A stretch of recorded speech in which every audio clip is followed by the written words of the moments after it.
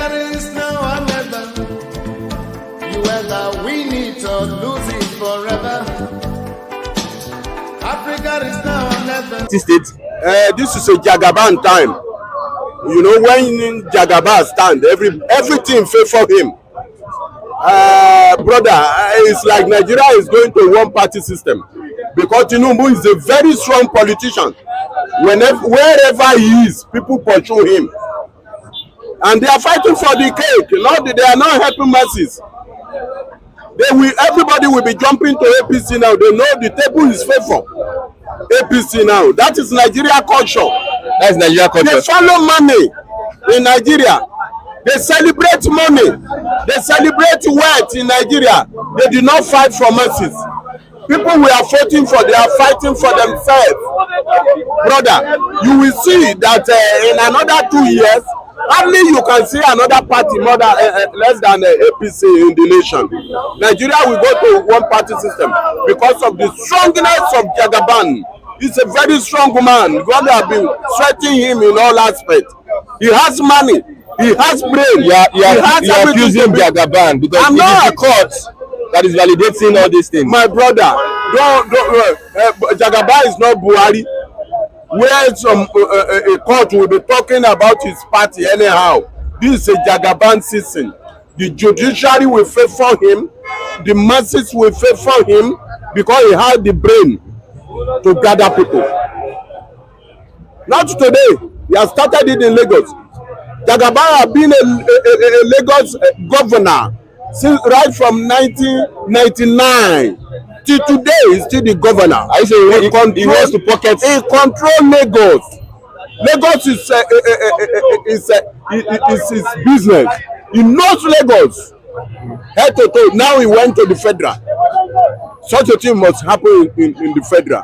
Even though when Jagaban come out in another 80 years, you will see Jagaban hand in Nigeria 50 years to come. He will not shake. Very wise person. Will this not trigger revolution? Revolution. Can they are angry that the judiciary can hunger people go without that self? We are hungry. Who will fight who? Who will question who? When they are not okay, already no food in the nation, nothing. Now who will go for revolution? Revolution is more than war, my brother. Hunger is very stronger than gun. When hunger is with somebody, he cannot carry himself. Let's carry gun. Nothing like revolution. Should we remain like this? Will we remain like this? I know. Jagaban will turn the nation to what is going to favor everybody. If they can give him time, I know him and I believe in him. If we are looking at Jagaban, give him another 4 years, Nigeria will be changing. He has the sense. He's in Germany today now. So it's about business. I know him. He will touch Nigeria. I say that Kano, I think there will be revolution from Kano. No revolution anywhere. Who is ready to fight Nigeria army? Whatever judiciary say, if they don't follow, they send army to that place. It is not their turn again. It is Jagaban's turn. Nobody can do such a thing. If you started it, you won't end it. Will this favor Nigerians? It will favor Nigeria. Nigeria will be okay. This constitution, 2-3 years, we will be okay. This constitution will favor Nigerians. The constitution, Jagaban will touch that constitution is second time. He won't touch it now. It won't favor now for him to touch it. But by the time Jagaban enter 2027 back, he will touch that constitution. Don't you think that the opposition are joining together? How many are they? Tell me. How many are they? I say in another 3 years now, you won't find any another party. They will die. This is a Jagaban turn. PDP will die. Labour will die. Automatically. Look at what is happening in Imo. I don't expect that kind of election in Imo. Brother, it's Jagaban. Truly, Tinubu is a Jagaban, very strong person.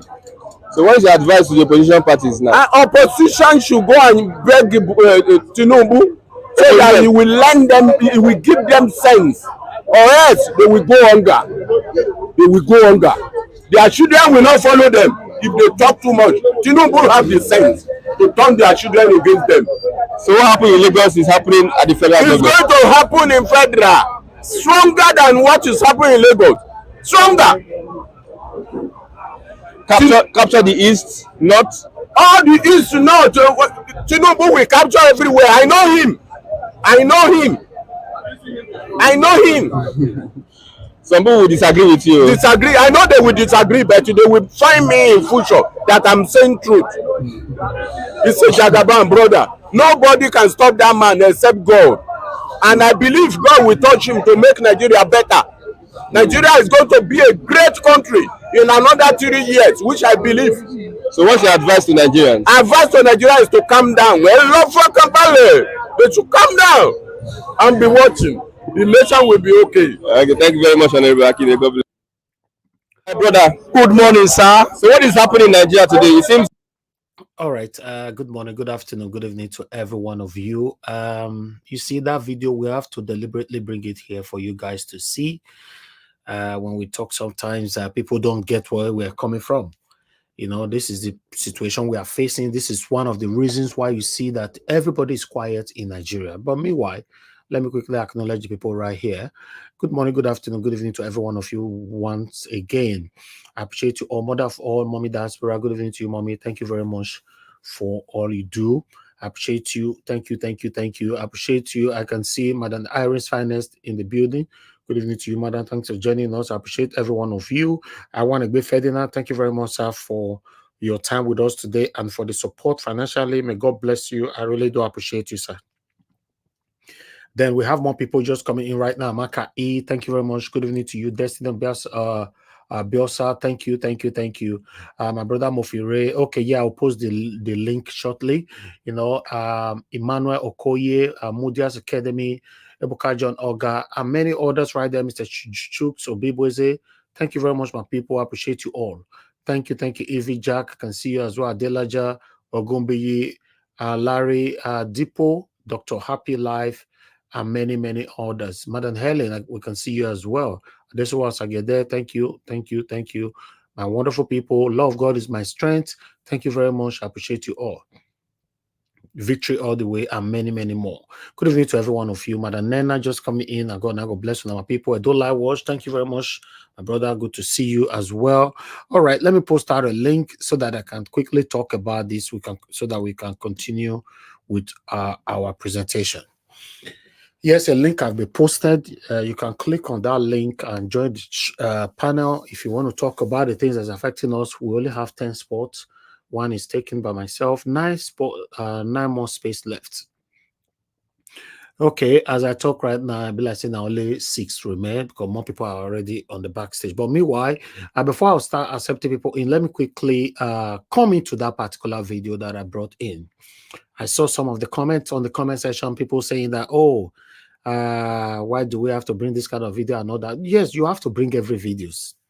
Yes, you know, if you are just on one lane, sometimes you'll be confused. You don't even know where you're going. You need to see everything that is happening around you, listen to other people's perception and all that, and see what people are thinking. We cannot be here shouting every day.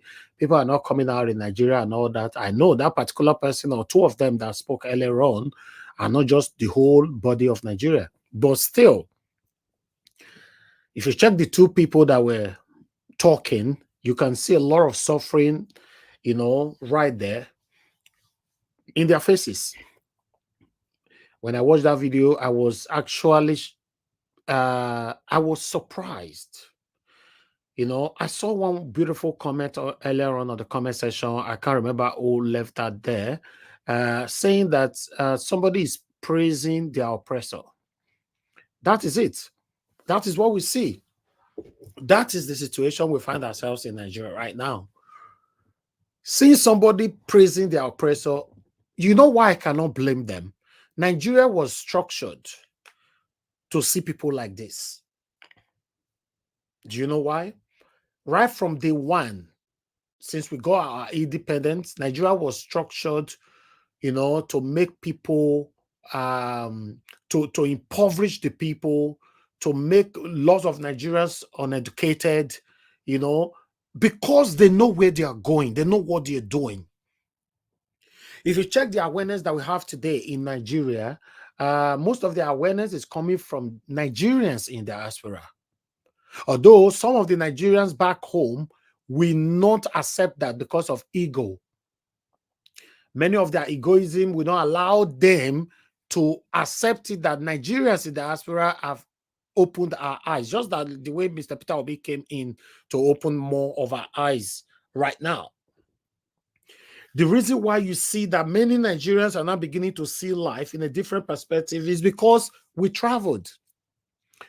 We traveled, and okay, let me accept people in. I can see Mr. Shooks is right there with us. Give us a mandate is with us as well. Okay, let me quickly just bring you guys in so that I can concentrate with what I'm saying. Thank you very much. So you can see that we in diaspora, we are talking all the time because we see things in a beautiful way, or rather in a beautiful dimension, because of the kind of lifestyle we all are living in abroad. So we want to see how this can be replicated in our own country. But the unfortunate part of it is that if you listen to that two gentlemen that were talking earlier on, you get to understand that these guys, there's no way these guys will be living comfortably. There's every probability that they can't even pay their rent. There's every probability they cannot even eat 3 square meals in a day. There's every probability that they cannot even pay their children's school fees. There's every probability that these men don't even have wives at home because they can't look after their wives. There's every probability that these guys, they are suffering. You see, one of them was telling us that the only person that will help Nigeria is God. That president, we shouldn't pressure the president because the president cannot do it all. You see, when people get to have this kind of backwardness mentality that the president cannot do it all, it's just like some people do come here sometimes when I criticize my Governor Godwin Obaseki of those states. You see some people come here, Governor Obaseki cannot do it. Governor Obaseki cannot do it all. That is the mentality that these satanic politicians have bestowed on them. Regardless of who they are, where they reside, that satanism will continue to follow them. That confusion will continue to follow them. That's why you see when some people speak in public, you'll be baffling. You'll be surprised. Why is human being speaking like this? You can't blame them. Because a lot of people speak, they don't listen to themselves. A lot of people speak, now their sense reach. So there's a lot of situation that is going on in Nigeria. Everybody, we have a long way to go in Nigeria, I'm telling you. I will question my governor in Edo State. Somebody will be telling me, you hate the governor. You shouldn't be questioning governor like that. You hate governor. Even the governor will be looking at people like they will be laughing. You say, Kai, or these people now mumusha, they know your guesses. Person they question me. They tell us say he hates me. Yes, in case you're not aware. That's how Governor Obaseki look at you. If Tinubu watched this video just now, he will laugh. Any members of Tinubu people or their satanic supporters, if they watch this video, they will laugh. They'll look at you like a lunatic. They know you don't have sense.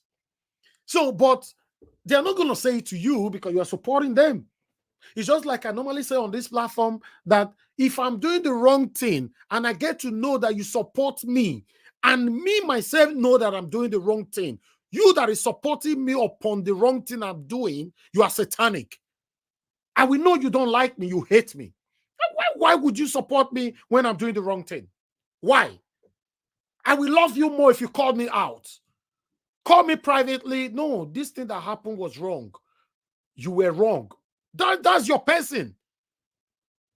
It is time for us to continue to start to realize that those that tells us the truth are our people, not those that pampered us. Yes, not those that pampered us. Afan, how did I go today? You do well. Whereas, you didn't do well. You didn't. In most cases, our parents will not still tell us the truth. You know why? They just want you to be happy. No. If you want your child to be happy, tell him the truth and pamper him. How do you do that?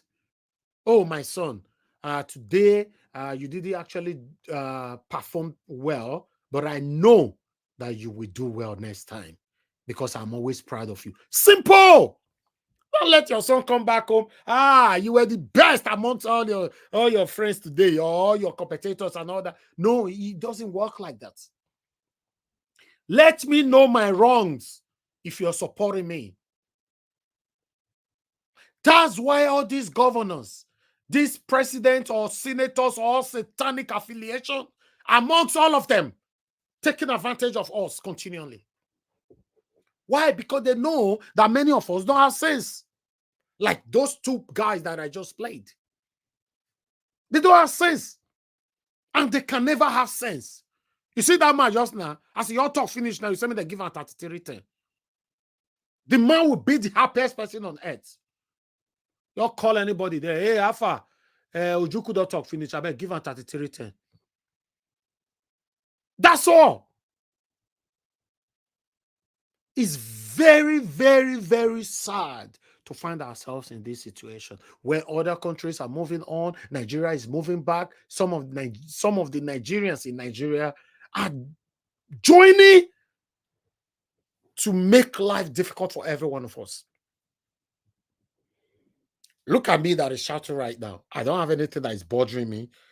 Whenever I say this, people might think I'm bragging. By God's grace, nothing is bothering me. When I'm sleeping, I sleep well, I wake up well, I don't dream bad dream. I'm just good. I'm grateful to God. Do you know why? Because nothing bothers my heart. Nothing No Jagaban, they pursue you for dream.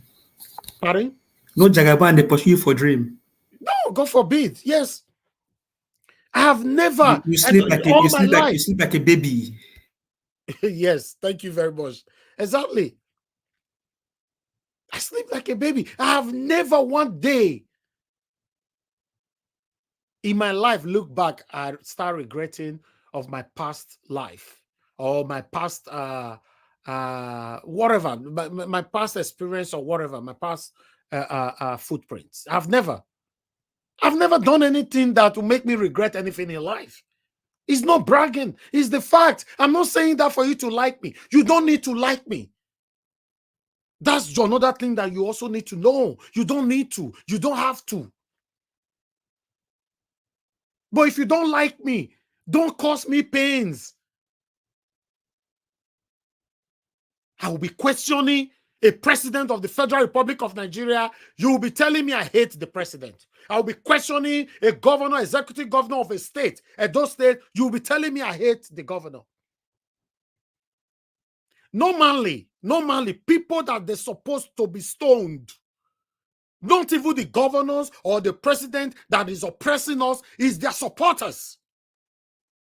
To be honest, people, I will repeat it, people that are supposed to be stoned, stone their satanic supporters first before you get to these satanic leaders that's caused the pains that we all are facing today. I was talking to somebody a couple of days ago. He's a friend. In fact, he's one of my good friends. Actually, introduced us to become a friend. He's a very wealthy friend that is doing extremely well in every endeavors.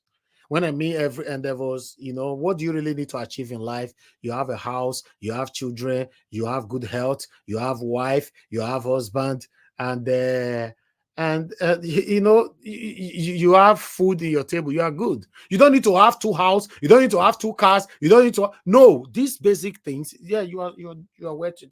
You are where to do. He was telling me that Elvis, this is my problem. Because when you talk about exotic cars, this guy is the one driving them. He have them all.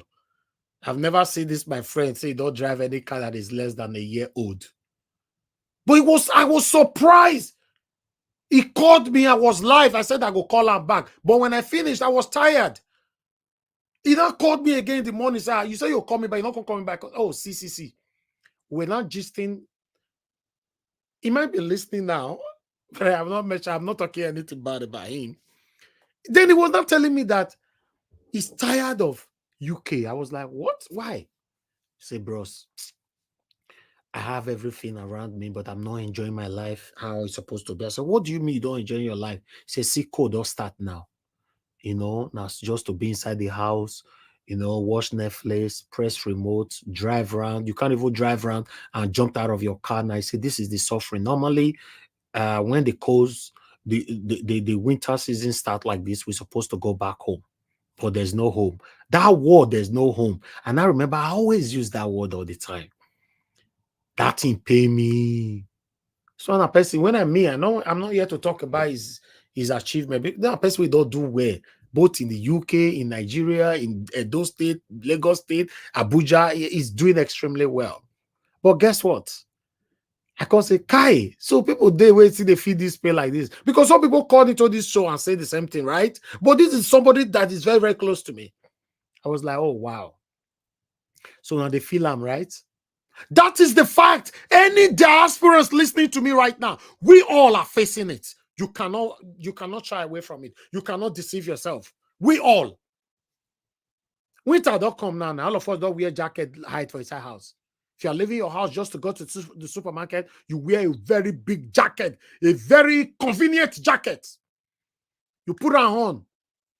Jump inside the supermarket. If you come out from a supermarket to put your stuff in the car, cold out, start to the hit you again.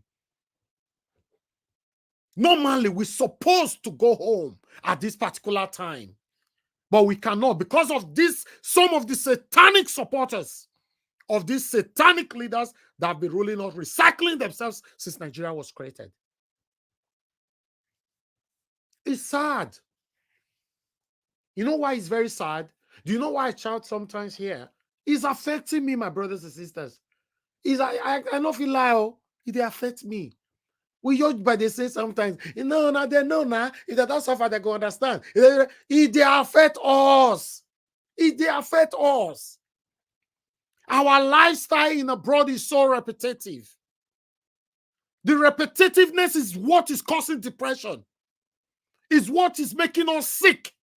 In case you're not aware. We are living the same life every single day in abroad. Those of you that work, you wake up in the morning, you go to work, you come back this kind of time, everywhere is already dark. Your wife give, if you don't marry, or maybe pillow, might be your wife. You reach us now, your wife make you food, or you embrace your pillow. You enter bed. The life is difficult. Those of you that work from home, the same thing. You walk from your office to your living room to your bedroom to your bathroom to your bathroom to your toilet. After that, to kitchen, to make coffee, come back to your work. Oh, God. That's how it works. That's how it works. We can't continue like this. This is why you see that we all are speaking. We want our country to work. Regardless of anything that you've achieved in any country you reside today, Nigeria still remains the best country. It's your home. Home is home. It's our mother's land. That is why we are fighting for Nigeria to work. Including some of you that is saying separation we need, this one we need, this one is because of the dilapidation of the country. That's why everybody is finding a different angle to go. If Nigeria was working, that we are blessed with a good leader, nobody will be calling for separation. Even though anybody will still call for the separation, it will be a peaceful discussion, deliberation. Nobody will go even know the next state not going to say people are discussing anything. The day where you say, oh, they divide Nigeria. Oh, is it? Oh, when was that? What happened? Why did they have to do that? Now, so it go be because nobody kill anybody, nobody head break because of that. Where Scotland come out from England, nobody head break. Wales, they are their own country, they be. They are part of United Kingdom, but they are their own country, they be. Nobody head break. Where it happen? Where Ireland come out, nobody head break. Now only Nigeria. Then you see people saying, Jakaban, Shakaban. He's a talented person. Some people will come to this platform to say, oh, he's so brilliant. He's very smart. He's very this. You correct them, they'll fight you back. Say, no, don't correct me. That is my word. If you don't learn to argue to learn, rather you always argue to win, you can never learn. I'll rephrase that. You must argue to learn, not to win. Some people come to this platform to argue to win. He go win, he go carry his own crown. He go put her for head, he go by himself, go out. Since other people say me they correct you, say no, nobody correct me. You know, only you know everything. Calling a criminal a smart man, a certificate forger, a smart man, somebody that we are not even sure if he's from Nigeria, a smart man. We are not even sure. It might be an imposter ruling us right now. We are not sure. We are not really sure where this man is from. Nobody cares to find out. We don't have elders to cry to. All our elders have been compromised. Almost all our traditional rulers have been compromised. Our religious leaders, all of them have been compromised. Who do we cry to now? Nobody. That's why you and I are crying to ourselves. It's painful though. I don't come here every day because I just want to talk. I don't come here every day because, let me just go. No, I come here for the realism of what we all are facing. I'm grateful to God that I have a platform that I can use in expressing my displeasure. If I was to be borrowing platform every day, therefore they'll ban me. They'll ban me. Say, get out. You don't belong here. That's why I'm grateful. When I started building this platform 12 years ago, all of them, all my blogs, in case you're not aware, I have over 2 million followers across all my platforms. Yes, I started it from scratch 12 years ago. I didn't know today to be beneficial to you and I. If now arise, I go out and shout like this, never throw me past window. Or if not channels, they just all go, oh yeah, can't go out. Because we have a policy. Sad. We can't continue like this. Yes, above all, we in diaspora are still grateful to God. We all are grateful that we live in a conducive environment, a country where the government cares so much about us. But we still miss our home. I went to Nigeria the other day. I know what I passed through for a few weeks where I spent. Even to get the petrol, a problem. Everything is just, God. I wish overnight I'll just go bed and I'll wake up. God say, I don't give you power when you want to change Nigeria. You're not going to take me. God. The way I'll use that power, that will be a proper definition of intoxication. Yes, I will use it well. We're in big trouble in Nigeria. I posted something in our platform today regarding some medications that people do normally buy in a cheaper price. All of them have skyrocketed. A medicine that they normally buy 8,000 naira is now 50-something thousand. The one they normally buy 1,500 naira is now 30-something thousand. The one they normally buy 9,000 naira is now about 40-something. So I posted it on our platform today, something like that. Now tell me, some of you that is listening to me right now might think, okay, if we don't have 10,000 naira before, now 50,000 naira, thank God I have the money, I can provide it for myself. What about those that cannot? These are the people I'm speaking for. No matter how Nigeria go hard reach today, in terms of spending, you're not going to affect someone like me again, and some people where they listen to me so. But what about the insecurity? Fear go let me boast like that now. More by try. May anybody but try now say, no matter how anything, because you have to watch your back all the time when it comes to the insecurity in the country.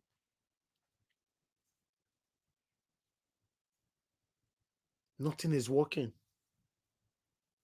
Very sad. If these politicians were doing what they're doing, but nobody's supporting them, I understand, okay, maybe somehow, someday, Nigerians will be ready to take their country back. But the way it's going, my people, I'm not sure anybody's ready. Yes, it's the truth. Let's say it how it is. The same Nigerians that is not on the streets displaying their displeasure, pouring out their plight, displaying their dissatisfaction, they are not. They are watching different kind of irrelevant things on social media. When you try to comment on some platform to try to educate them that, oh guys, what's up? We should be concentrating on the suffering that we all are facing now. The way everybody will take comment that your DM, they insult you. Then you beginning to ask yourself, why all these satanic politicians are not going to continue to take advantage of us? Because I'm actually talking until Nigerians start stealing us, we will not stop stealing. And that is where we find ourselves today. Good morning, good afternoon, good evening to every one of you. It's good to have you all here. Now, God, I will bless you now. I would like us to quickly listen to what our principal have to say here. Mr. Peter Gregory will be a man that I'm very, very, very proud of. Let's listen to this. Again, look at how we can manage our own expense and everything.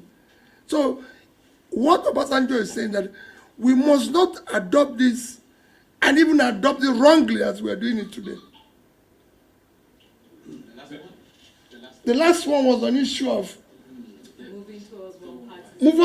How can we salvage that? That is a disaster. And it can be salvaged again by the same everybody coming together. Not just now political parties, but civil society. The people must resist that because it's dangerous. Thank you very much. Thank you. Okay, His Excellency, you are the campaigner of a new Nigeria. And recently you described the former president, Atiku Abubakar, as your leader.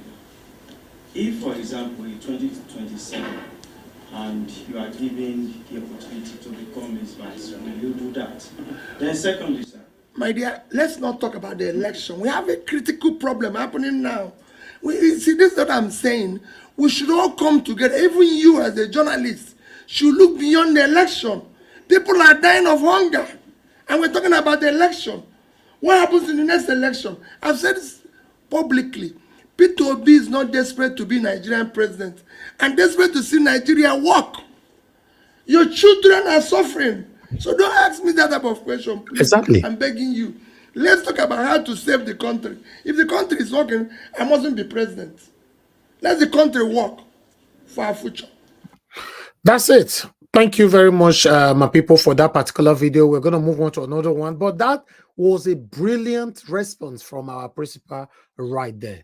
You don't take Service. Yes, sir. Sorry to interject you. I'm so sorry. Yeah, there's an aftermath of this video. Maybe I can look for it and then send to you. After he said that, and I said, then when they finished the interview, the camera was still on, and he was telling the guy that we are talking about serious matter here. And yes, I saw that. I saw that when he was leaving. Yes. Yes, he repeated it. That we are talking about serious matter. We are talking about next election. What next election? And he didn't know that it was still being recorded. Exactly. Yes. So that means that this man, you can see consistency, because some other person would have shouted at that podium, and then when they are going, not knowing the camera is still on, you say, my friend, if you no ask me that question, like, she understand.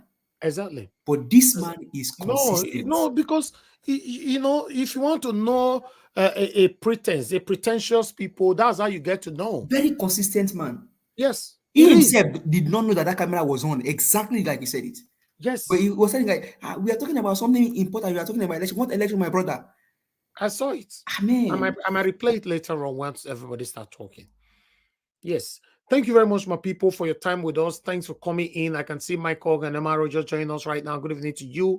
Thank you very much, Constant. I can see you, Destiny of Variable, and many others again. And God bless you now. Madam Rita, thank you very much. Good evening to you. I appreciate every one of you. Angola Emmanuel Shooks, and many, many more. Please, guys, press on the like button. Help us to share. Abu Aze in the building. Great mind as well. Gift I want for G Quay, dude. Thank you. Timmy Idibe. Amudia's Academy, and many others. Now, God will bless you now. Let's listen further. Let's go to Oji Okwe and see what they have to say here. Thank you. Happy birthday, Davido. Congratulations to him. He's Scorpio, right? Well, I don't know those star signs. Is that Scorpio? What does that stand for? 21. Yeah. Scorpion. Yes. Oh, yeah, I know what that means. Sting. Well, Davido has been stinging them. Well done, Davido. Well, all right. Well, let's continue on what's trending. Former Nigerian President Olusegun Obasanjo on Monday called on African countries to practice a form of democracy, which he described as Afro-democracy. Obasanjo made the comment during a two-day event organized by the Africa Progress Group in Abeokuta, the Ogun State capital. He also called on African countries to discard the liberal democracy introduced to the continent by Western countries. Let's take a quick listen before we come back for a discussion.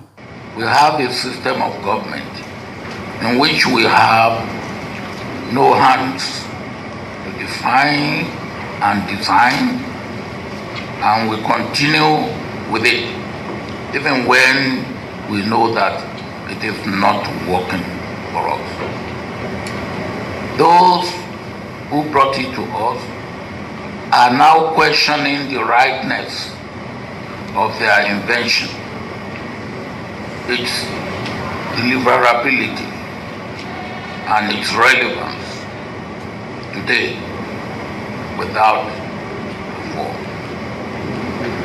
The essence of any system of government is the welfare and the well-being of the people, all the people.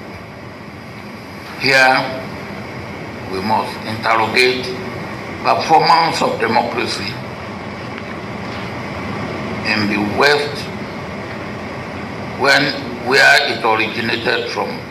Well, all right, this is not the first time former President Obasanjo is calling for us to interrogate this form of a democracy that was introduced to us by the West. Well, in the same vein, though, Labour Party presidential candidate Peter Obi is towing the same line at a media parley in Abuja. Obi stated that democracy is not universal and that Nigeria must adopt the type of democracy that suits its society. He also reiterated that he is not desperate to be the president of Nigeria, but is desperate to see Nigeria work. Democracy, as is being practiced in the Western world, does not have universal acceptability and applicability. You have to look at what suits you. For example, if you look at democracy in America, where we even copied this presidential system of government, there's so many things that we've abandoned. If today you're president of America, you can't just, I've never heard in America that they bought vehicles for legislators. You can't just buy cars anyhow. I have never heard you can't buy cars for first lady anyhow. There's no, in fact in America there's no office called Office of First Lady. It exists in them.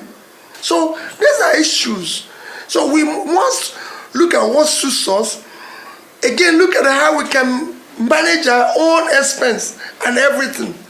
So what Obasanjo is saying that we must not adopt this and even adopt it wrongly as we are doing it today. Yes, we must question the performance of democracy. I mean, Peter Obi right there hit the nail on the head. I mean, we've been talking about this, budget proposal, allocation, and the type of democracy that is practiced in the West. And it's so different. And he also talked about the fact that, okay, if the president even wants to, have a meal, he will not be using taxpayers' money, as we have seen recently in all of these budgets that have been allocated. They'll use their own money to fund a dinner. So I think it is important that they've said that we should try to adopt the democracy that would fit our society. Dr. Abba. I tried to look for a third term, which was against the democratic tenets. I tried to tweak the constitution. He prevailed over very flawed elections. He denied that. He said he had no hand in that garbage. Anyway, he prevailed over very flawed elections that the president that came in, Umaru Musa Yar'Adua, confirmed to us that the elections that brought me were fraud with irregularities. It was in his era we had the 24 million mark elections. where presidential candidates will always get 23 or 24 million mark elections. One of the worst elections in Nigeria's history was under him. Let's call it spade a spade. You know how terrible the elections were in 2007? Let me tell you how terrible it is. The Supreme Court's ruling ended 4-3. 4 in favor of, 3 against the elections. 3 judges out of the 7 judges said the election should be cancelled. We don't talk about that judgment enough. 4 in favor. I'm not sure Supreme Court presidential did that neck and neck in a while. So that's why a lot of people have been saying, with due respect, President Obasanjo does not have the, you know, the gravitas to be able to say this. No, not gravitas. I mean, maybe you mean moral right. The moral right to be able to say this. Because in his own time, what did he do? And I come back to your point, Dr. Abati. It's all about leadership. You see, all of this we are saying democracy has not worked and all of that is incumbent on who becomes the leader. So let me now quote a book for you, Audrey. A certain writer, thinker, Francis Fukuyama, was too hasty in 1992 when he wrote the book, The End of History. Because he saw that once the wall had fallen, if there was an acceptance of liberal democracy around the world, then that was going to start the end of the human evolution. But he saw that he was proven wrong because the outlier were the position of the leaders. See what America had under Trump and the likes. Right. So he now wrote another revised edition recently, itemizing the fact that it is also leadership, that tutelar head that makes it. If Nigeria want to change today, if the president is ready, Nigeria will change. So the reason why I'm saying it's not working is because we don't have disciplined leaders. That's it. And they should all take the blame when necessary. All right, Rufai. Well, let's head over. Okay, thank you very much, my people. I appreciate you. I'm just going to take it one by one so that we can quickly move on to the next level. Okay, let's take this one here quickly. Please press on the like button, my people. Wike frowned that a bishop failed to recognize his presence, you know, as the FCT minister. You know, let's listen to what Wike have to say here.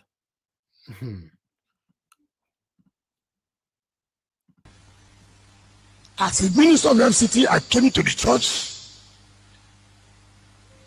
not even the custom of Shogunan, the minister of FCT, came in. And I laughed. And I laughed. When I was governor here, you were all praising me in heaven and earth. I did, I prayed for me. I did this, I did that, I did that. Fake. Fake. Fake. I tell people, I'm a politician. I'm not a clergy.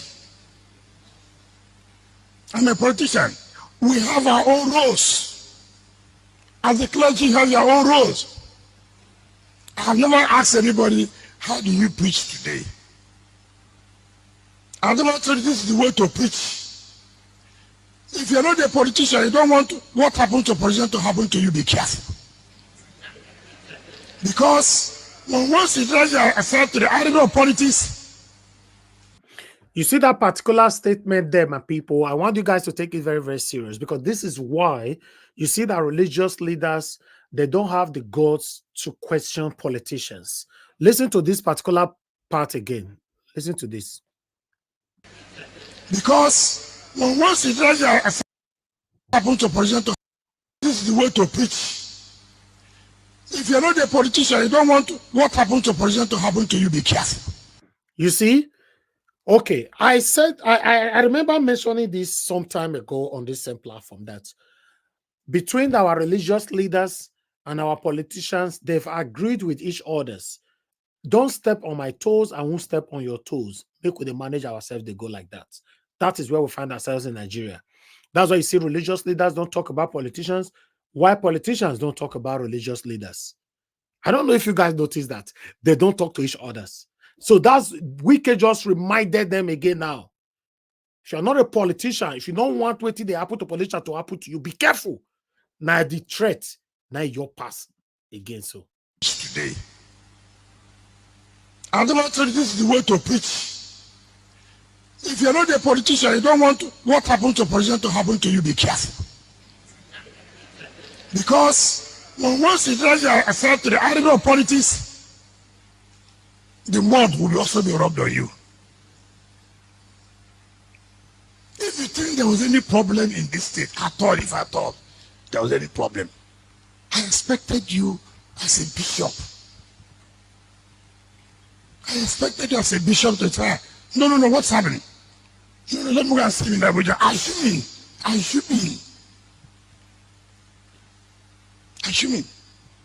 Who has his number? I'm a man of character. I couldn't have become minister of FCT, a non-member of APC, to be the FCT minister, not an ordinary minister, FCT minister. You know that I'm a man of character.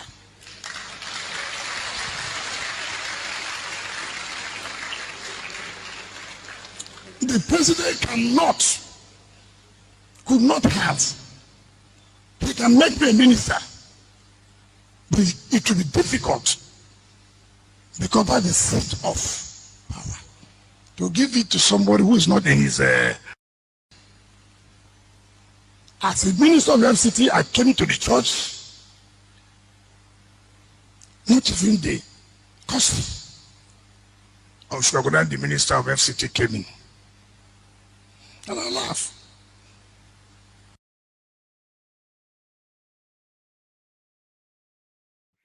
All right. That is the on that particular video there. Thank you very much, my people. I appreciate you all. Please help us to press on the like button and let's do this together.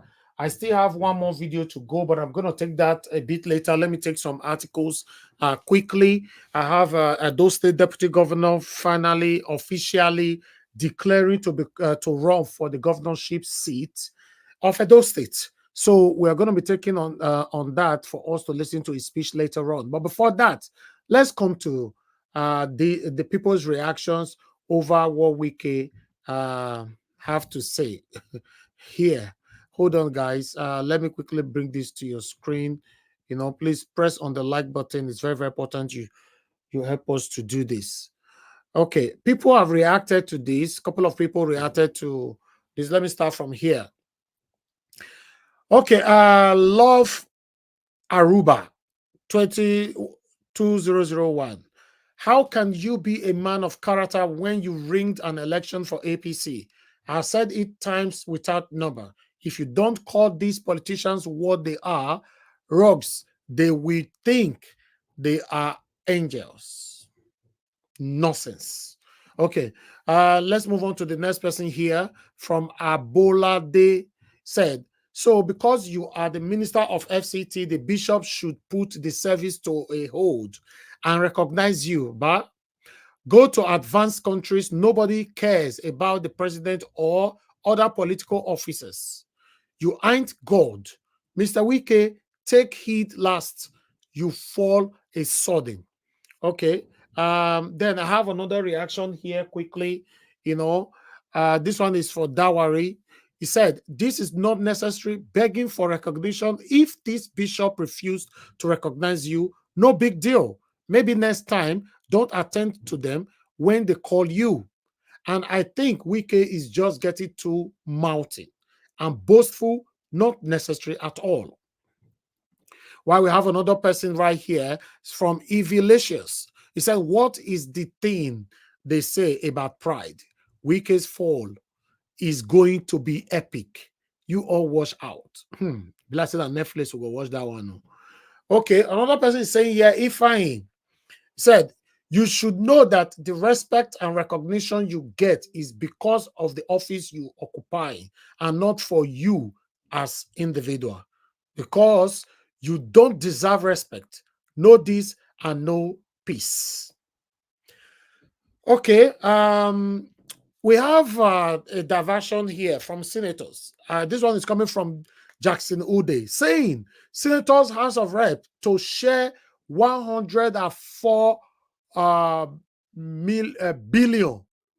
104.7 billion as Xmas gift.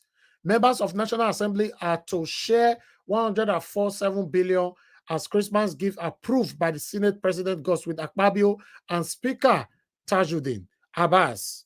The funds was padded up into the 2023 supplementary budget recently approved and signed, while each of the 109 senators will cash out 300 million naira each.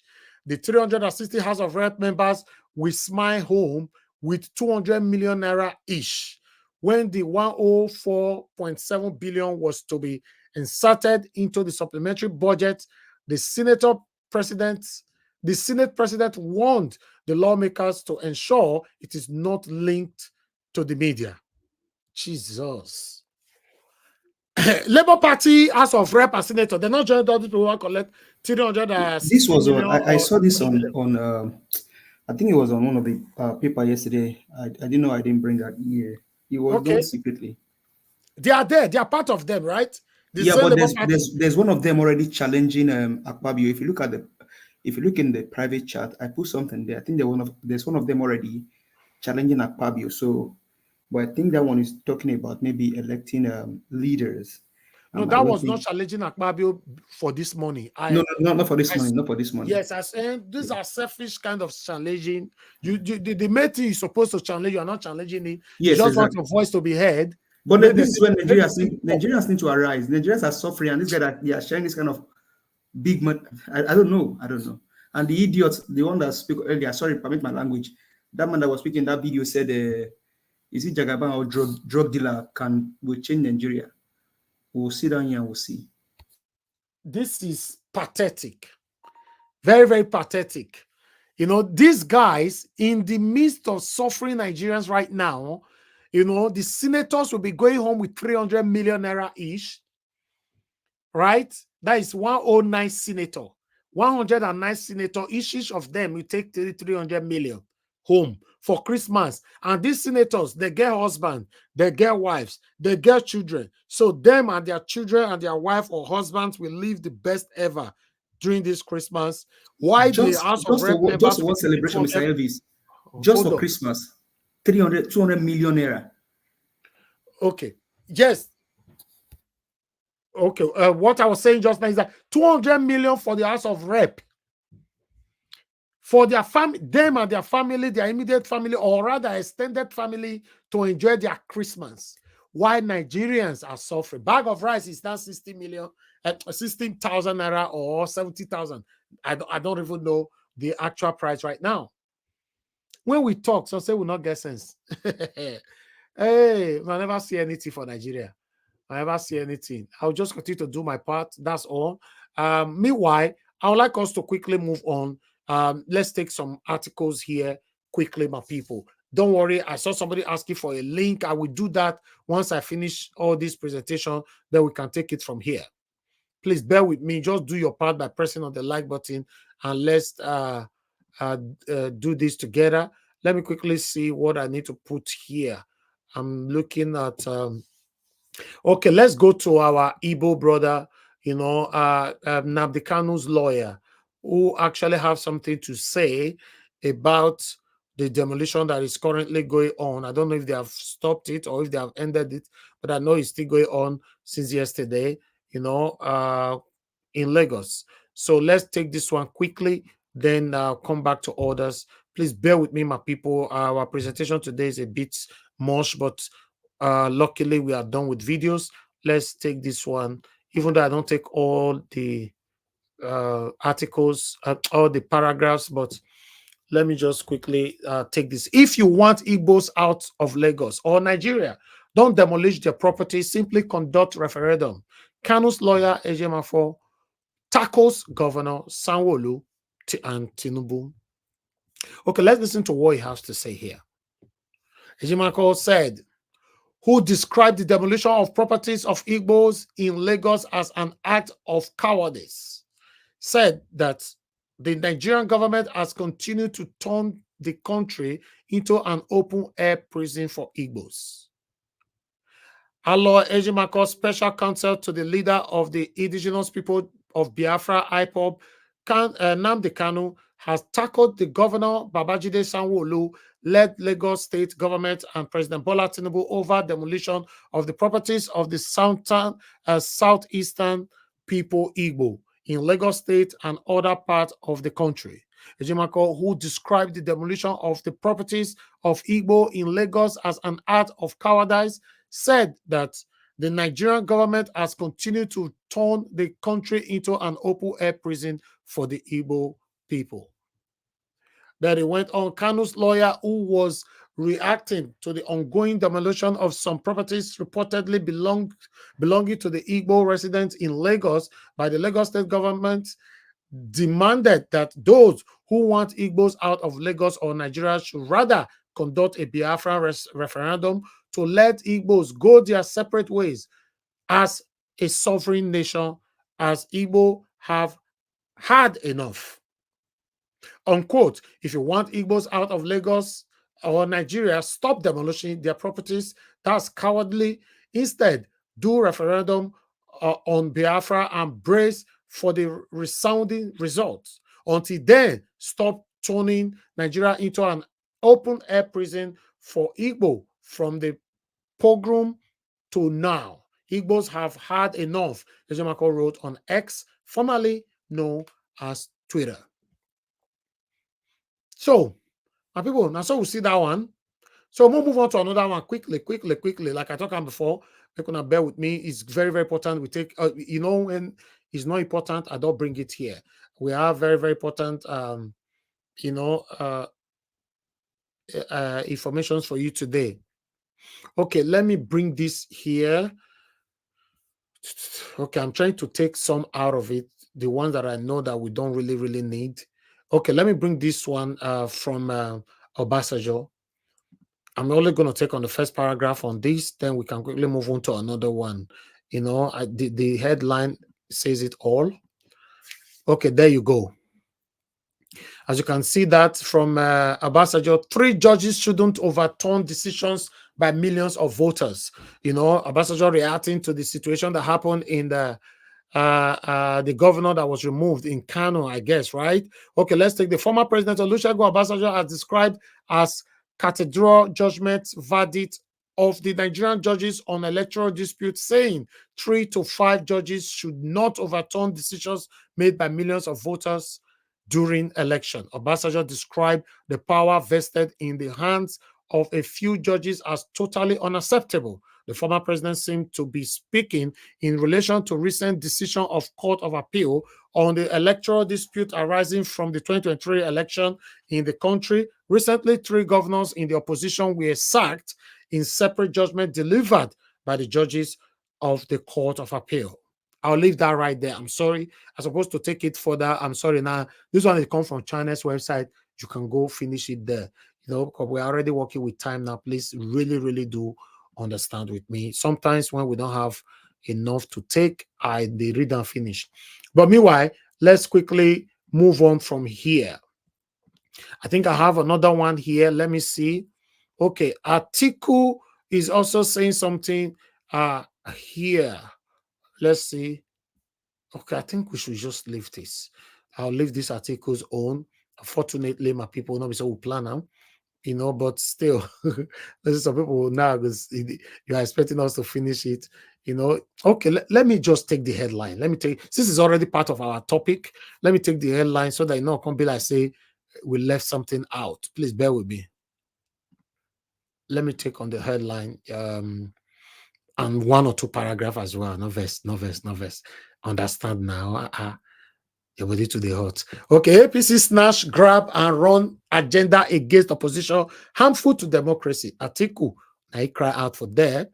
The recent Court of Appeal ruling on the outcomes of some governors' elections have generated the reaction of 2023 presidential People's Democratic Party presidential candidate Atiku Abubakar, who alleges snatch, grab, and run agenda by All Progressive Congress. These are clearly ominous signs that threaten not just our faith in the electoral and judicial system, but evincing that our democracy is compromised, Atiku said in a statement on Monday by his media advisor, Paul Ibe. Okay, I'll leave that one right there. In case you want to go take this one is also coming from channels, so please understand with us. Let me move out of this quickly and take it. Let's move on to the next one. Okay, that ambassador own still bit long, but you can still go there as well. Hey, go finish them on your own. Okay. All right. Let me see. I think I have a couple of other stuff here. Bear with me, my people. Please bear with me. In the next 10 minutes, I promise we'll off it. People, you don't hear my panelists' voices. Don't worry. And for those of you that asked me to post out a link, I'm doing that shortly. You know, please bear with me. Let me quickly see, because I have some information here. A lot of them are here. Let me see the one that I need to showcase for you. We might not be able to showcase all of them today.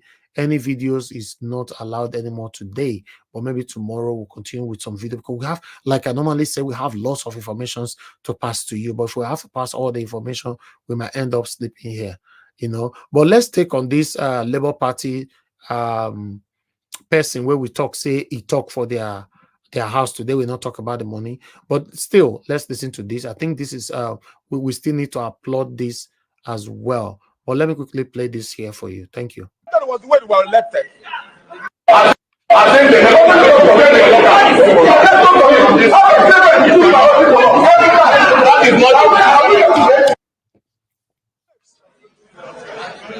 we your slaves? The way you were elected was the way we were elected. Are we your slaves? How you can suspend me here? Are we your slaves? Every time you keep on picking leadership for us. We are not your slaves. Whether you like it or not, the way you are elected was the way we are elected. We are not your slaves. The way you are elected was the way we are elected. How you can suspend me? You have done your worst, Mr. President. What do you mean by that? You have done your worst. You have done your worst. You have put us to the wall. Thank you. Yes, we'll start with that. Meaning what? Meaning what? Meaning what? Meaning what? It's unfair. It's unfair. It's not about me, not about any person. It's about the institution of Senate. Thank you, sir.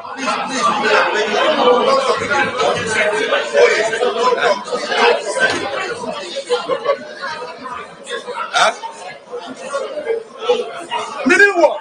Every time people give it tomorrow, they want to open up. He's looking at us. God, they will not be fun. He brings over the things.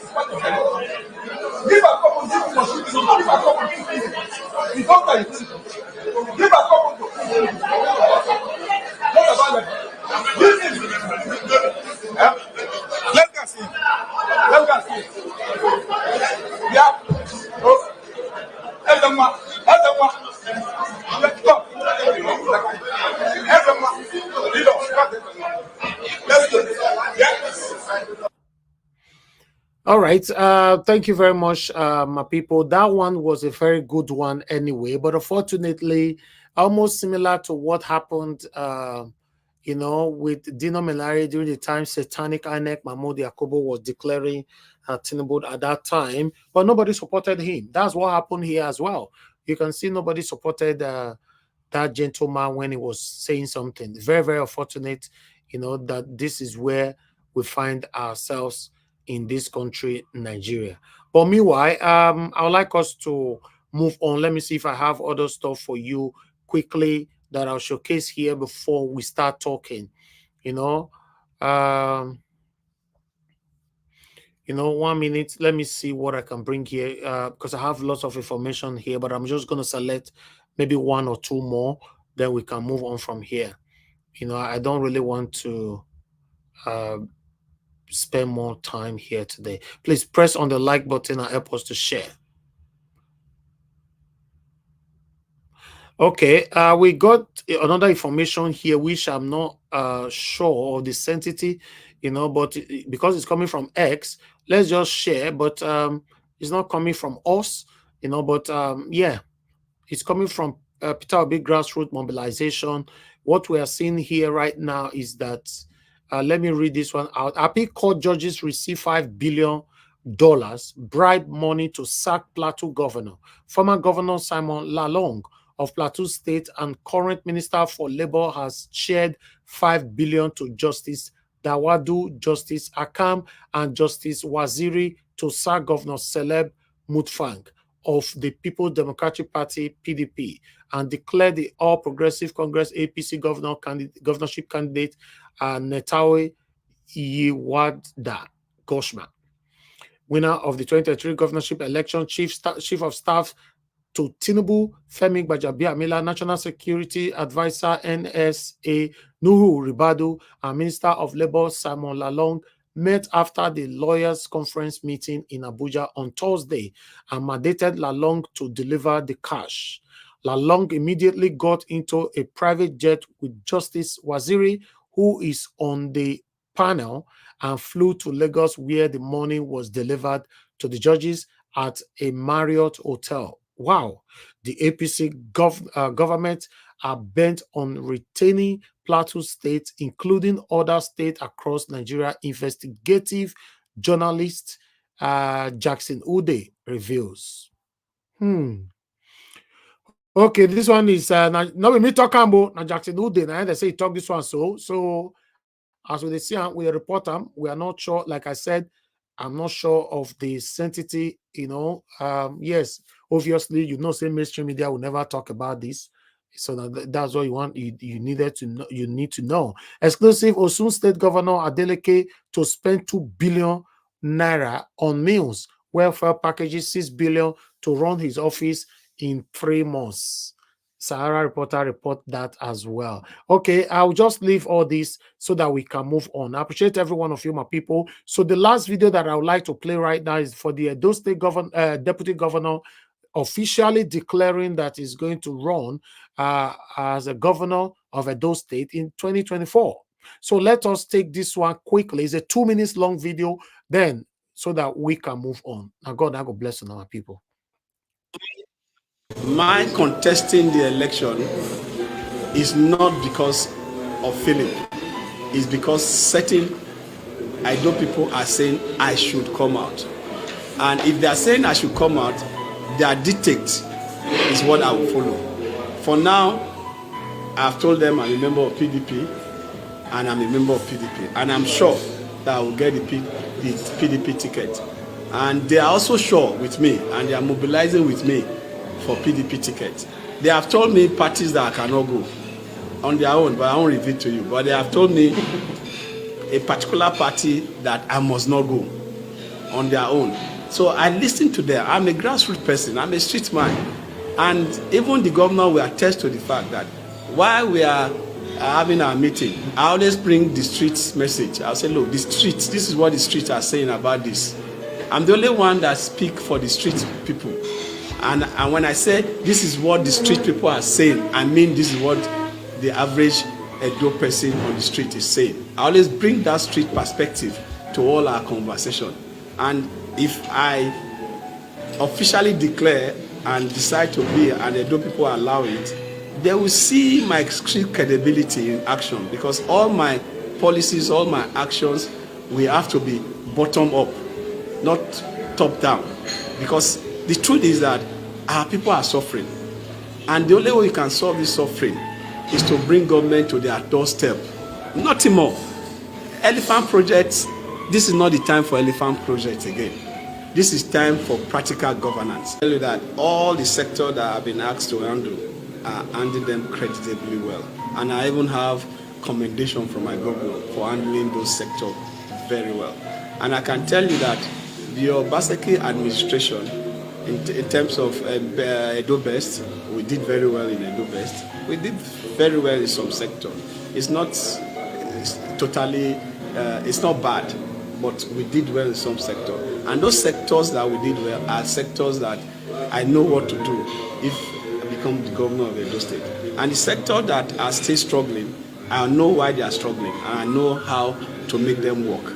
That's why I'm saying that experience is what I'm bringing on board. I understand why certain things are working well. I understand why certain things are moving slowly. And when I talk about practical governance, I mean practical governance. I have shown it as a member of Edo State Assembly. I showed it as a member of the National Assembly. As president of NANS, even when I do not have a budget provision. I don't have financial provision. As president of NANS in this country, I got multinationals to do projects in our various campuses. I got multinationals to build hostels in University of Jos, in Ife. I got multinationals to build villages, elections villages across all institutions in this country. I am a project-driven person. My quest to be in politics is to bring on board my thoughts of an egalitarian society where wealth are redistributed. Taking it as a joke for too long. You know, it is an everyday joke and wasting of millions of lives, and these people don't care. So I wish you all, like I said before, unless there is no election, and it has to come to where there is no election. If there is an election, people, sorry. I go back to what my story remains the same, my submission remains the same. My young ones, please, when you wake up every morning, promise yourself you'll never be like the current elders we have. And then I have a message for our elders. Please stop using reverse psychology. Why I'm saying this is this. You see, the facts that I have done a whole lot, there's been a lot of talking about democracy, and a whole lot of time you hear these elders talk about democracy, and they are streamlining it to a democracy is not working. Please, I beg to differ. There has never been a practice or adoption of democracy in Nigeria. I repeat, there was never a practice or adoption of democracy in any way or form. We were plunged from military rule to what, Madam Rita, we have said this couple of times, we were plunged to the regime that has been on after the military is kakistocracy. I will spell it so that Nigerians will go and research it and compare it with what is going on. It is kakistocracy. K-A-K-I-S-T-O-C-R-A-C-Y. If you like, you add Z-Y. Either kakistocracy or kakistocracy.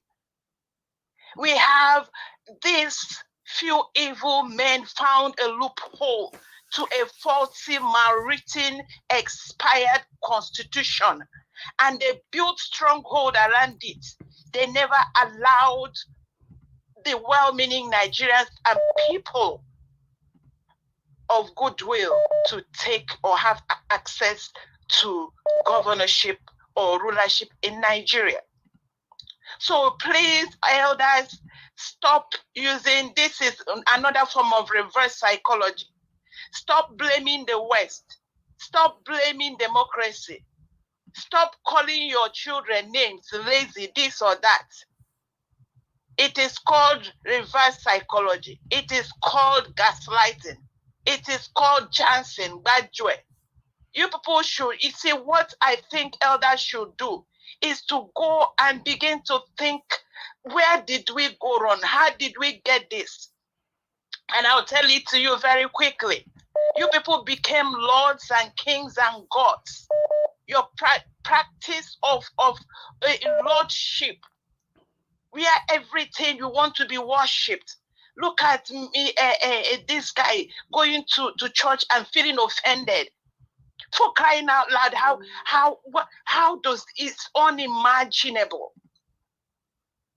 How can you go? You just went to a place, instead of them concentrating on worshiping God, you want them to turn to start worshiping you, Mr. Wike. They should leave concentrating on looking unto God. That is why I said it. 3 things they have taken from us. They remove the everything that we hold hallowed. They want to turn it to themselves. Please, there should be a rethinking of the way these our elders think. Their thought process shock me. You went and you want them to turn and start worshiping you and leave God.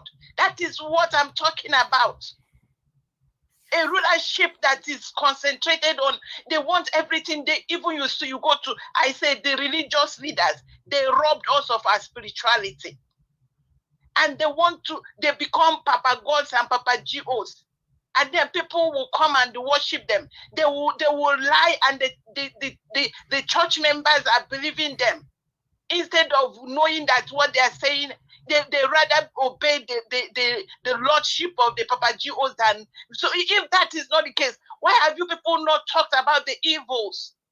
Morality issue that came up in this country, all of you went under the bed. Nobody is talking about what has happened to us. The politician rob us of our inheritance. You see that man talking about how Jagaban has come. Is this not what is going on? So there was never a democracy. Please let us get it straight. That is reverse psychology. If there is anything you people ever practice, it is kakistocracy. And what that means is the list of us governing the whole rest of the citizens. Thank you. And we must get it right. God bless you, Mr. Niger Watch. That's my 2p contribution. God bless everyone. Thank you very much, madam. May God bless you too. Thank you so much. Thank you. All right, let's pick another call quickly. My people, bear with me. We have okay, law of God is my strength. Good evening to you, madam. Thanks for joining us. Please talk to us. Yeah, good evening, everyone. Good evening, Niger Watch, Mommy Diaspora, everybody on the platform, all our panelists who are going to give us beautiful analysis this night. I can't wait to hear from all of you. Thank you all for always coming here to educate us. Things that I've not known before, I've known it on this platform. So I will say thank you to all of you, and thank you for the one who created this platform, Mr. Niger Watch. God bless you. Thank you. Thank you. Yeah, quickly, I want to, Madam Origin, I just want to explain something. You said something about Wike in the church. For me, that is not a church. That is a gathering. It's not a house of God. It's a gathering of people who always come there every Sunday during the week to mark register to say we are here. It's not a house of God. If it's a house of God, Wike will not pick up the microphone and start to control. So for me, I don't look at anything there. There's something special inside there. They are all just gathering to say we are here. We are here again to talk and to go. Thank you. Now, I want to speak about the video you showed first of all, when you started. The street interviewers who go out and interview people. Oh my God, I was really upset. I was really mad. I was asking myself, is it really worth it? Is it really worth it that we should be worrying ourselves because of these people who we are crying for, we are fighting for, we are doing all these things for every day, and they are still praising this man that is oppressing them, telling them that if they are telling us that Tulumbu is good, Tulumbu is wise, Tulumbu is smart, Tulumbu, and you're dying, look at his face, look at their face, they are hungry, but they are praising someone that is oppressing them. Mr. Nigeria, do you know the problem that we have to start to educate Nigerians now? Nigerians are thinking that these men, that the money that they are using to show bigmanity, the money that they are using to show that they are rich, it belongs to them. They don't know that the money that these people are using to show that they have money is their own commonwealth resources. It's their own commonwealth, their own share. That's where greedy men have gathered together and they are eating it. That is what the government does not want people to know. They don't want Nigeria to be educated to that extent to know that when it's called commonwealth, everybody in the country, whether you are working or you are not working, they should make a provision for you to get your own part of that commonwealth. But no, they think that, oh, we come here, if we can only suffer. And when we suffer, it's what we get, we get. So if someone that is in the Senate, in House of Rep is passing, they'll say, Babalaye, Babalaye, and they will give them maybe 1,000 naira, and they will be happy, and they will go home thinking that they cash their money, but they don't know it's their own. There's a lot of education that we need to do to educate our people back home. They don't know. And that is why you can see them opening mouth and praising somebody that is oppressing them, that is trying to bring their country is already going to the highest bidder. Very soon Nigeria will be no more the way we are going. The way Nigeria is going, that they are sharing, every little one is to share. Very soon Nigeria will be no more. Nigeria will be no more. Then Nigerians will know that they sold themselves. Because if you know that in Nigeria, you have the right to your own space, you have the right to your own land, nobody can come and be controlling you and treating you anyhow. Thank you. I'm really upset when I see people that we are fighting for and they are talking like this. It upsets me to call Tinubu that Tinubu is smart. What's smart? He's foolish. He's greedy. He's wicked. He's selfish. Because he's killing Nigeria. Sorry, he's buying Nigerians. Nigerians are dying in their time. They are dying in their. I'm sorry to just use this word. I can't call. I'm sorry. By themselves. Okay. Thank you. So what are we going to do? What are we going to do? The solution for me is that the right way is for us to stand up and take it back. Take her back. Nigeria, take it back from these people. That is the only solution. Thank you. Election will not do it. Thank you. Another election, looking for another election will not do it. No way. And for that man, the deputy coming out to say he want to contest election in Edo, that man, I be like Ojuologo. That one, if he enter, he could do pass Obaseki. Thank you. Thank you very much, man. Thank you very much for your submission. Okay, let me pick another call quickly before Tony Africa, good evening to you, Hello, sir. sir. Thanks for calling in. Please talk to us. Yes, sir. Thank you for picking my call, sir. Thank you, sir. Thank you. Oh, Madam Origin, Madam Origin, I thank you very much. The first time, that I didn't attack you, and then I mean, you have finalized everything. What I try to say here, that no system in place, we could not follow they do any election. Otherwise, we'll begin to cry and they cry and they cry again. We saw what happened. People came out to register. People struggled to collect their PVCs. People struggled to come out to vote. Despite the toxic, all the whole problem, complications. So this last caller should stop blaming our people. Listen to Madam Origin. He said that the constitution is wrong. The fundamentals is what we want to be looking at. Not to work in that country, So we need to look for plan B, which I suggested that the way it is there now peaceful negotiation, no negotiation, peaceful separation. All of us will go back home, we go to our respective local government areas, and then stand the ground here. Let us see how they will come take us away. Thank you. It's not possible because look, that 300 million. Last time it was 160 million. Today now they are taking 300 millions. It's too painful. Let us attack let us look for who are the masters of the country, the colonial masters of the country. Thank you, sir. Okay. Thank you, Mr. Tony. All right, callers, I'm done for now. I'll come back to you guys again. But before I call on the first person on the panel, we have a very pathetic story here that I need to present to you guys. This is very, very pathetic. I'm just feeling, in fact, I'm very, very hot inside me seeing this happen to this young man. Okay, this young man was kidnapped. As you can see, he's a banker. He was kidnapped and he later died. So I want us to talk about, let's read the story together. This is how it goes here. Zenith Bank staff dies after being released by kidnappers who collected 11 million naira from his family. Okay, sorrowful news.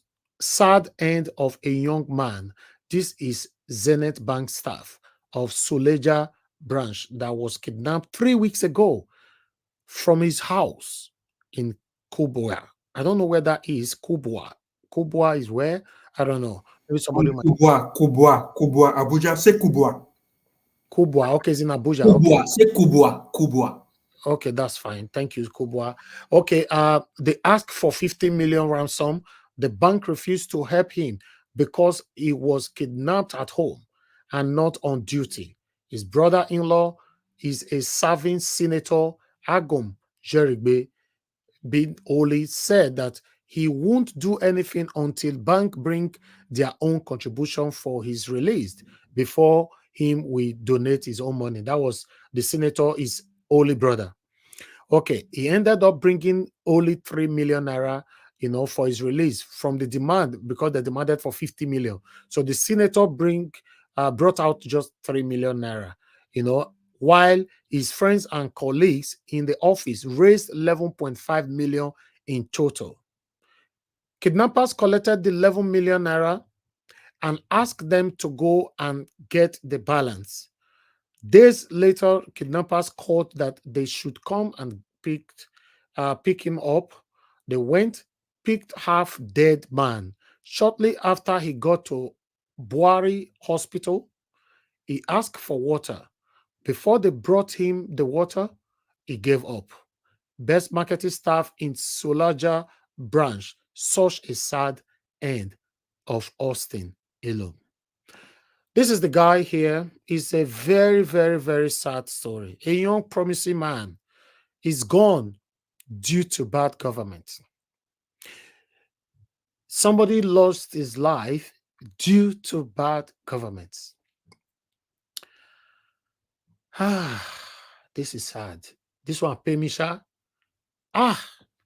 This one pay me. Pay me. Service. The one way pay him pass, we say him brother, like you say, na senator, right? Ah man, and that senator could not even help, despite all the money they get. What a wicked people! Pay me. My people. You don't need to wait for this to happen to your family members before you understand what is currently going on in Nigeria. Fortunately, his own bank, Zenith Bank, refused to help. I don't know, maybe that's part of their policy. If you are kidnapped on duty, we will do everything to help you, but if he's at home, we can't do nothing. But I don't know. They said because he was kidnapped at home, they can't really do anything at all. So the bank refused to do anything. While the brother, the senator, was waiting for the bank to give their own contribution before he can give. But he later on gave out 3 million naira after some couple of days delays and all that. It's very sad. This young, promising man is gone. This is what we talk about every day, my people. Don't wait for this to happen to your family members before you get to understand what is happening in Nigeria. May his soul rest in peace. This is heartbreaking. My heart breaks. I just see him now. This one touched me, Sha. And he was only kidnapped 3 weeks ago. At home. My brother, Mr. Elvis. Mr. Elvis. In addition to what you said about the kidnapping and the passing away of the promising young man, for the Nigerians to know that all these evil senators, a senator who don't have love for the life of his soul brother, is he the person that is going to love the Nigerians? Is the question for everybody. Okay. This one weak me, Sha. To be honest, no, I don't know why. I don't know the man. I don't even know the branch. I don't know the state. I don't know anything. But this one, for some reason, this one touched me. This one touched me, man. The guy is gone. He's gone. It is well. Let me call on the first person to talk to us. Then we'll take it from here. Callers, I'll come back to you guys later on. Let me start with Give Us Amade, then I come to... Okay, hold on, Give Us Amade. Let me pick this man from Abuja first. Good evening to you, sir. Please, talk to us. Hello, good evening, sir. Good evening, sir. Please talk to us. Good evening, my brothers and sisters in panel. Please, good evening. I just want to talk about Wiki.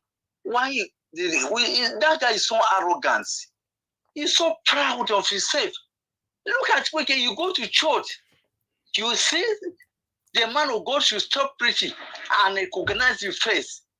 Look at that guy is arrogant. You see the way he's talking. He makes himself as a god. He sees himself as a god. That guy is not afraid of anything. He's just arrogant and be talking rubbish. Imagine if you go to church and they see they are preaching the church, and you are telling the man to stop and recognize you. What kind of minister is that? But for that matter, he's so arrogant. He so full of himself. This guy, man is smarter, surprising me. Well, a lot of Nigerians are the one who accept it. Anybody can just walk up, you're a minister, you are a senator, you started harassing Nigerians, and Nigerians will keep quiet. They will start watching you. I don't know. Let me talk about National Assembly. Look, I told Nigerians, if you refuse to come out to protest, if you refuse to come out to fight for your country, these people will sell us. They will sell us and carry all our property and carry on Nigeria. Imagine Senator, a House of Rep member is going with 200 million. A senator is going with 300 million. What kind of country is that? The country become banana country? I don't know what is this. We should come out everywhere. People are saying every day, we should come out. We should come out. They refuse to come out. We are going to suffer together. The day we come out, that is the day our problem will solve. But if we refuse to come out, we will be in this world and continue to suffer. These foolish people will continue to using us. They will use us and dump us. They will use us and clean and drop us. Thank you, they sir. are finishing our country. We're supposed to come out, all of us, and agree together to fight this war. Okay, sir. To fight anyone. Okay. Anywhere we see them, we have to fight Okay. them to the last. Okay, sir. We don't preach that here. Sorry, we don't preach a violence here. I'm sorry. I understand the pains that everybody is facing, but we have rules here that must be followed. I don't preach anything. If you see them fight anybody or do anything, I don't allow that on this platform. My people, God, this guy dead pay me shao. God. You see, this is the result of a bad government. Kidnapping have become a lucrative business in Nigeria. If you go in depth now to investigate what really happened to this man, you also find out that either one of his friends or members of his family connive with the same kidnappers to take him, get ransom, and send me my share. Yes. Let me call on the next person to speak to us. It's supposed to be you, give us a mandate, but you have to wait, sir. Let me call on Mr. Alex. Mr. Alex, please talk to us. Good evening to you. It's good to have you on the show. I don't go like more with the goodies back and forth. I thought you say before, after the caller, right? Go ahead. I'm only joking. Just go ahead. But you know now, Mr. Alex is from Nigeria. Every day, are we going to be talking about We must respect his humble logomaki and his logomaki without logo apacha. Go ahead. Mr. Alex, are you there?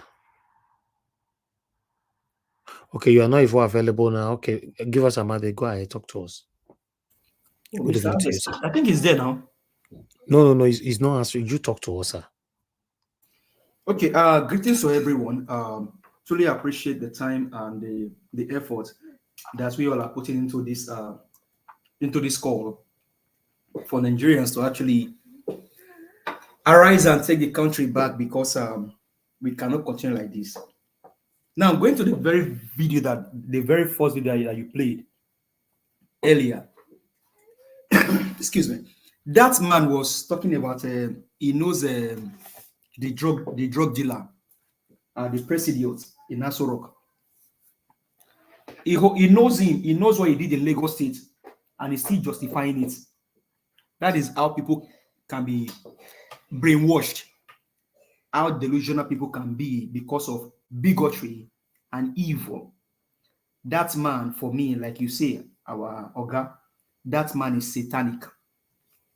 That man in that video earlier. And anyone that says the druggy Presidios can do something for Nigeria, they are wicked, they are satanic, they are delusional. That's where I will leave that one. But you know, I think something is cooking also in the APC camp. I think they are the one that's going to start the revolution. the revolution, it will start in the APC camp because they are already crying, they are wailing, they are garnishing their teeth. Their tears for me cannot do anything. Their tears is like bitter water that should be poo-pooed and be trodden under the feet of men. So Nigerians, relax, because the revolution you are looking for, it will start in the camp of the APC. And one of my Jera and one of my Paramon. Now them go buy themselves, now them go bury themselves. But Nigeria also understand, if you know buy APC, APC go buy Nigerians. An example is the case of this young man here that works for a bank, and he was kidnapped and no help. Now, I'll quickly touch on that before I go into other stories. It's a very pathetic story. I saw also, I think something also happened some few weeks ago. A young officer, a captain in the Nigerian army, actually hung himself, and I think it was in the article that you read yesterday about Nigerians now resolving into taking their own lives by themselves. Now, this young captain, very vibrant young man, became a captain in the Nigerian Navy, and then his superior will bully him, talk down on him and everything. And the guy resulted in taking his own life by himself. A captain. Now, that is what Nigerians are actually now doing to themselves. But the case of this young man, I mean, he was kidnapped. There are policies quite well, Mr. Elvis, about working for organization. It's also here in the US.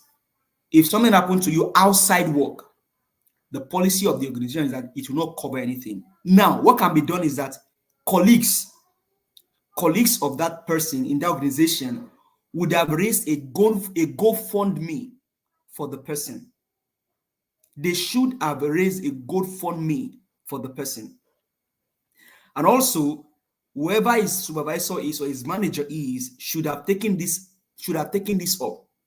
We know this happened outside of work, but what can we do as a people to contribute to help this family, knowing that this person is the best marketing officer in the Suleja area of Abuja, Zenith Bank? Because you may say, oh, we have a policy. If you, I've worked for different organizations here in the United States. It's always in the policy. Should you be driving home and then outside work, maybe something happened to you, the company is not going to cover it. But your colleagues can actually rally around, raise a GoFundMe, set a post and say, okay, you know what? We are contributing for our colleague just to be able to help.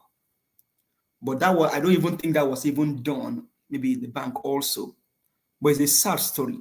Nobody knows what that young man went through in the hand of this terrorists. I call them terrorists. They are not kidnappers. These evil men. Now, to now worsen the case, he has a brother as a senator. Now, Mr. Elvis, the story is very pathetic, right? Very touching.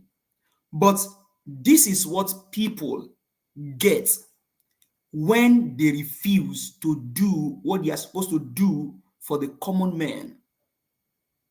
And I'm going to say that again. This is what people get when they fail to do what they are supposed to do for the common man. These evil senators and members of the House, they bought them SUVs for 160 million naira because of bad roads. Now, and you ask yourself, whose duty is it to tar the roads, to legislate a bill that will tie the road, that will get things done properly? It is a duty. Is a duty of the senators. Is a duty of the members of the House of Rep to get all of those things done. But they did not do it. Now, you see how people can be foolish and delusional. So they think that instead of tying the road, if they have SUVs, they are free from the bad road, they are free from the pothole, they are free from the up and down. They fail to understand that the number of times that the SUV will go into those potholes will put a wear and tear on that vehicle. Now, the money they use in buying those vehicles, if you put them together, it runs in the billions, right? Why not give Julius Berger that money to tie the roads and then you spend less You don't even need to give them money to go and buy a vehicle anymore. Because over here, like somebody said, we don't buy vehicles for our senators. We don't buy vehicles for them. If you go to a restaurant, you have to pay by yourself. You have to pay for your own food. Only in Nigeria, taxpayers' money is easy to spend because the people in power, they feel that, oh, it is not our money, it belongs to the people. And because they are in custodian of it, they can spend it anyhow. So delusional people, satanic agents, instead of them to tar the road, they invested in buying SUVs. But like Madam Rita would say, now the SUVs were supplied by who? You have the nerd the investment and all of those people, that used to, they just use the government to make money. Evil people, wicked men. Only sad that this young man had to lose his own life because his elder brother, as a senator, failed to do the right thing for the country. Sad story, painful situation. But what goes around comes around. My condolence to the family. My heart goes to them. But you know one thing, the elder brother is in the aloe chamber. Maybe is in that house to legislate a bill that will fight against Boko Haram. But because he has dipped his hand into the evil pot with these satanic agents, they blindfolded him. The bills are supposed to legislate, he will not legislate, he will not pass such bill. They will not even talk about it. Because now they are in the seat of power, they can take the money of the people anyhow. They lavish the money, they squander the money. No wonder they are spending over 200 million naira on one member of a house just for Christmas. How much are they selling chicken? Will the family of the senator finish one bag of rice for Christmas? Maybe yes, maybe no. Will their family finish one bag of rice for Christmas? Are they cooking for the whole street or for the whole nation? Wicked people, satanic agents, evil drunken men drinking people's red oil, and because of that their conscience is seared with hot iron. They don't feel evil when it even happened to their close relative. And I say this to counter what that early satanic man was saying in that video. If he would take this drug baron as a president to throw his own son under the bus to remain in power, he's gonna do it. Because their mind, their conscience, everything about them is being seared. They've sold their heart to the devil, to evil thing, wicked people, satanic agents in the corridor of power. Only and only if that senator has spoken, maybe if he has talked about the insecurity, maybe his brother would have been rescued or saved, or wouldn't have been in the hand of the kidnappers in the first place. Evil men, wicked people, satanic agents doing evil against our people, buying people every day with their inaction and non-inaction. Wicked men. Just, I don't know how Nigerians will sit down and just see how much more can you take, Nigerians? How much more can you take? How much more do you want to take from these people? Is it after they wipe out everybody from the country and you all just sit down like that and not doing anything, not acting? We need to do something. We need to do, and that's what Mr. Peter, my president, was saying in that video earlier. We're talking about the current situation. People are being fired every day, and you're talking about four years down the line, my brother, your own children are suffering. That was what I told that journalist. Let's talk about now. Not even. I don't want to be the president. If things are working fine, I do not have to be the president of the nation. No, all I'm fighting for is good governance. People should live well. That is the cry of Mr. Peter Gregory. He has money.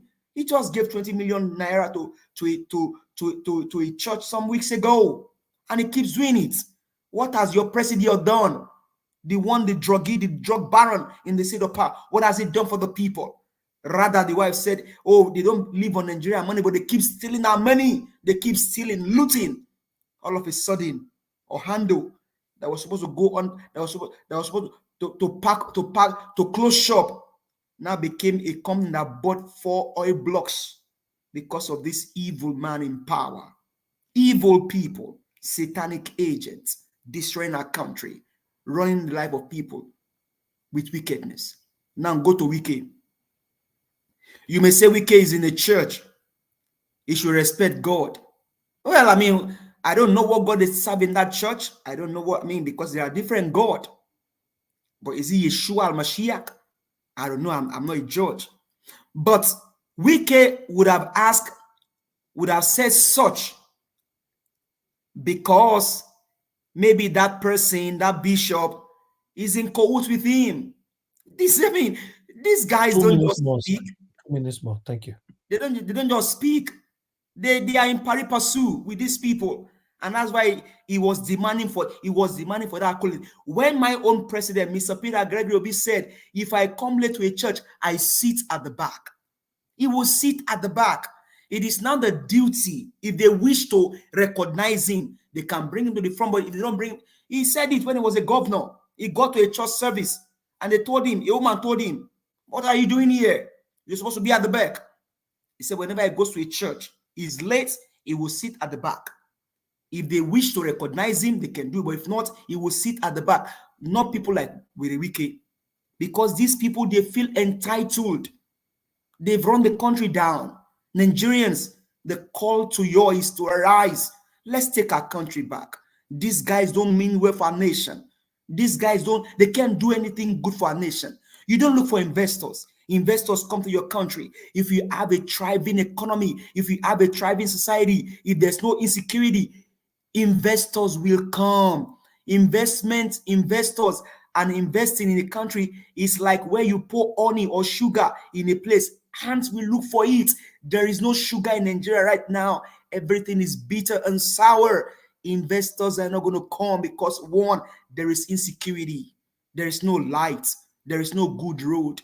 There is no thriving economy. More so, you now have a criminal, a convicted criminal as a president. No investor will put their money in that kind of economy because it's not safe. Nigerians, you all arise, take your country back. Thank you. Thank you. Thank you. Give us a mandate. Thank you very much for your submission.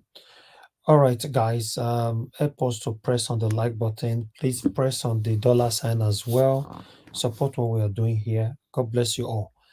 Let me call on the next person. I don't know if Mr. Alex is ready now. If not, I'll go to Mr. Shuk. So, Bibo, is it? Yes, I'm very ready now, Mr. Najao. Thank you. Thank you. Thank you. Good evening to you, my brother. Please talk to us. Yes, I want to say euphoric salutations to everybody from my domicile. Najao, thank you for the great work you're doing. My fellow panelists, thank you. Those on the comment section, thank you, of course, our viewers worldwide. I want to start from the very end, like Edo State, Philip Shaibu, the deputy governor, declaring to run for governorship. Philip Shaibu, with all due respect, should be ashamed of himself. Looking at a government where he was a deputy governor. Yes, people will argue that they will come and give us a fallacious bugaboo that deputy governor has no power. The deputy governor is not the governor. The deputy governor cannot do anything, but the deputy governor gets involved in the budget process. Monies are allocated to his office. I don't understand. The deputy governor has a portfolio. The deputy governor has been enjoying the windfall from the corrupt practices of the administration of Governor Baseki. Where was Philip Shaibu when Edo State was on fire with the Fulani Herdsmen invasion? He was nowhere to be found. He was in political oblivion. He was incommunicado. The guy was a political spirit. So for me, Philip Shaibu, he was a House of Assembly member. He was in House of Rep. Now he has done 8 years as a deputy governor. What test do you want? What is this political titleism all about? This kill and die politics. People have never been councillors. So you are the only one qualified to be the next governor. You are the only one in Edo State. You are the special one. You are the choosy one. You are the most educated, the most eloquent, the smartest. Look at the word he was using, the streets. Look at the local word, like a tout, the streets. Is that a political statement? Is that in the constitution? The streets. I represent the streets. That's to tell you how they've reduced our political system, our educational system, our formalities. A whole deputy governor is saying the streets said. Those are language used by so-called Yahoo people. So I just feel, how can a whole deputy governor is telling all the streets? When we were complaining about the 50 billion naira paid to Edo State as part of the oil producing states that Buhari released from 1999, the money went missing. Where was the deputy governor? When we were lamenting over the state of roads, the bad roads, where was the deputy governor?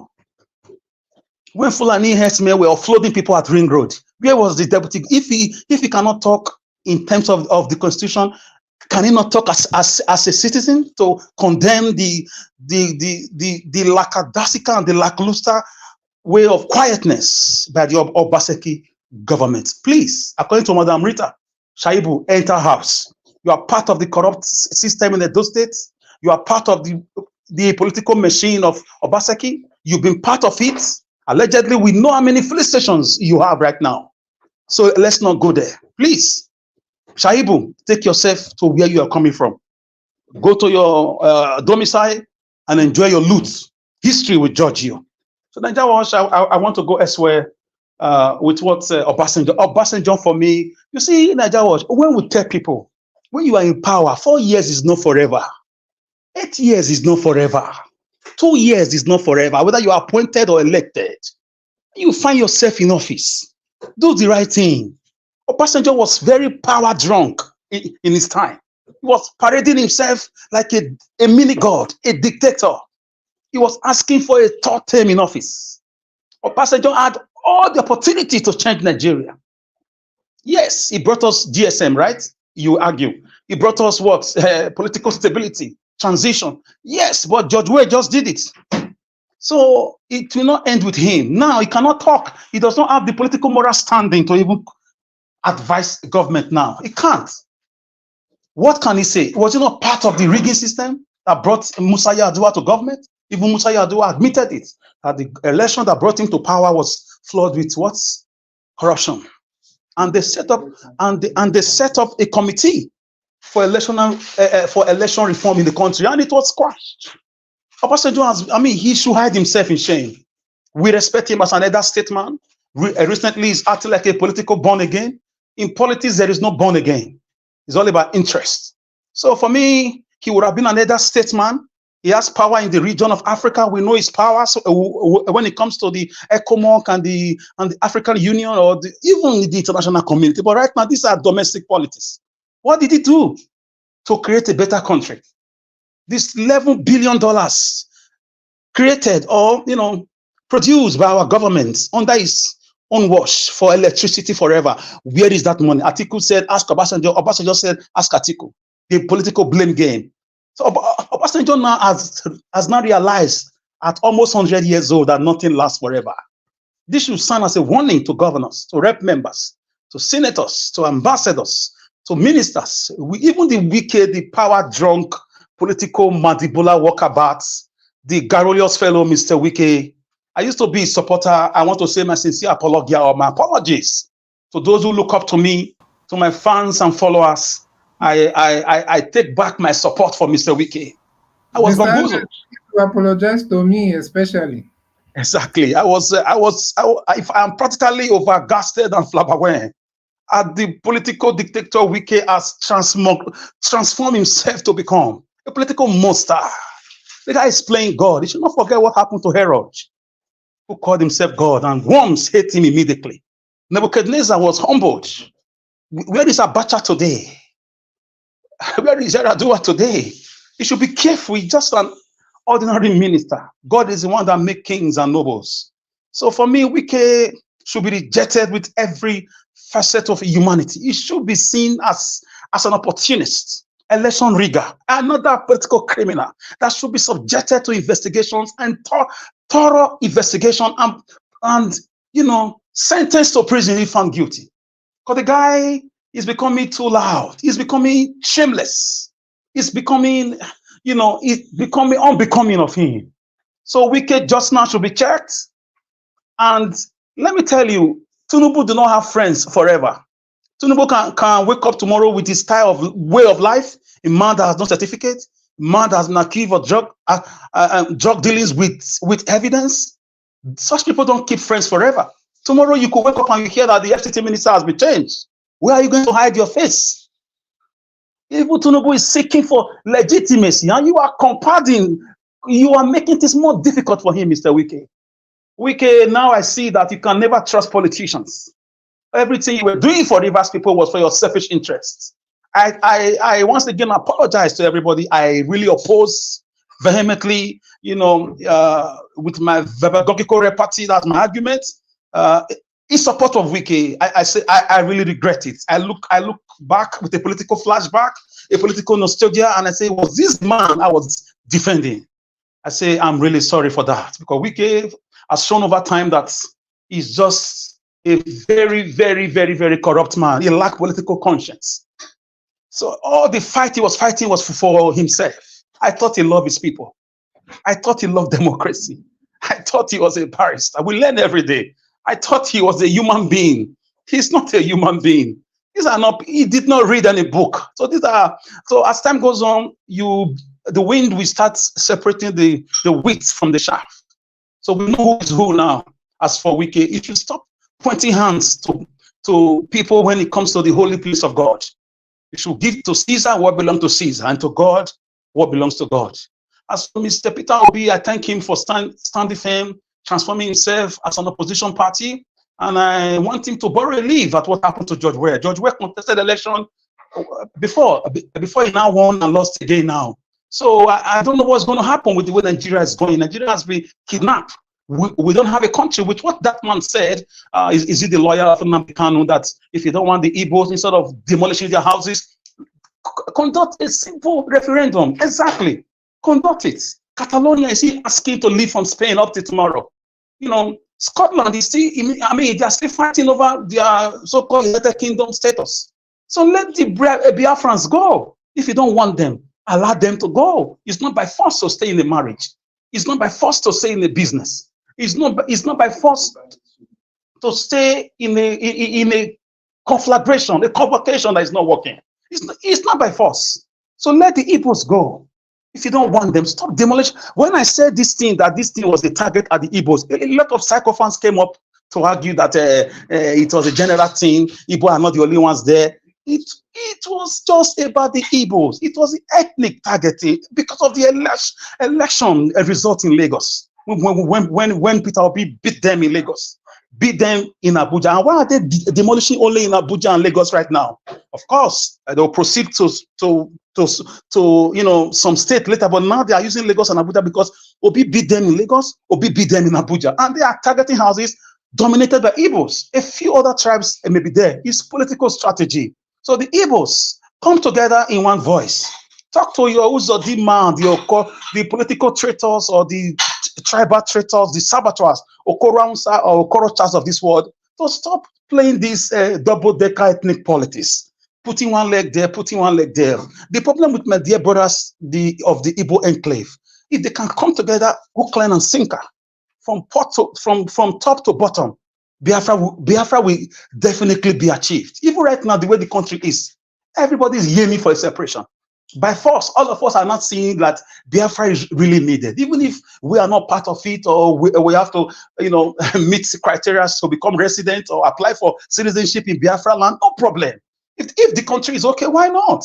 South Sudan and Sudan did their own, why not? Pakistan and India are still living as neighbors. Sweden, Denmark, and Norway. So if you know you don't want the Igbos, don't demolish their buildings. Let them go. And as for the House of Rep member that spoke for Labour Party, for me, let me tell you, I mark this date today, few months from now, or let's say 2 years from now, before 2027, if Nigeria remains the same, or nearly all the other parties, Labour Party or other parties that are in House of Rep that are no APC and PDP, they will decamp. With the body language I'm seeing, with the quietness. I know that Abure said they are fighting court cases. I beg to disagree. Respect, with all respect, with all due respect to my dear. 1 minute. With my dear brother, Mr. Abure, you are a good man, but I beg to disagree with you on that. I see that's a political boogaboo that should be poo-pooed. When you want to talk, you will talk. Whether you have court case or not, you will talk. So these guys, nearly all of them have been compromised. So I join every other person to say Nigerians have to rise to take their fatherland back. This fraudulent amalgamation has to be broken. There is no country here. And as usual, I leave it here. This is my own Bologomaki. And my Logomaki, I leave here with our logo Apache. Thank you, Mr. Najawas. God bless you, my brother. Thank you so much for your submission. Thank you, my people. I appreciate you all. I wanted to get to everybody since we have a full screen today.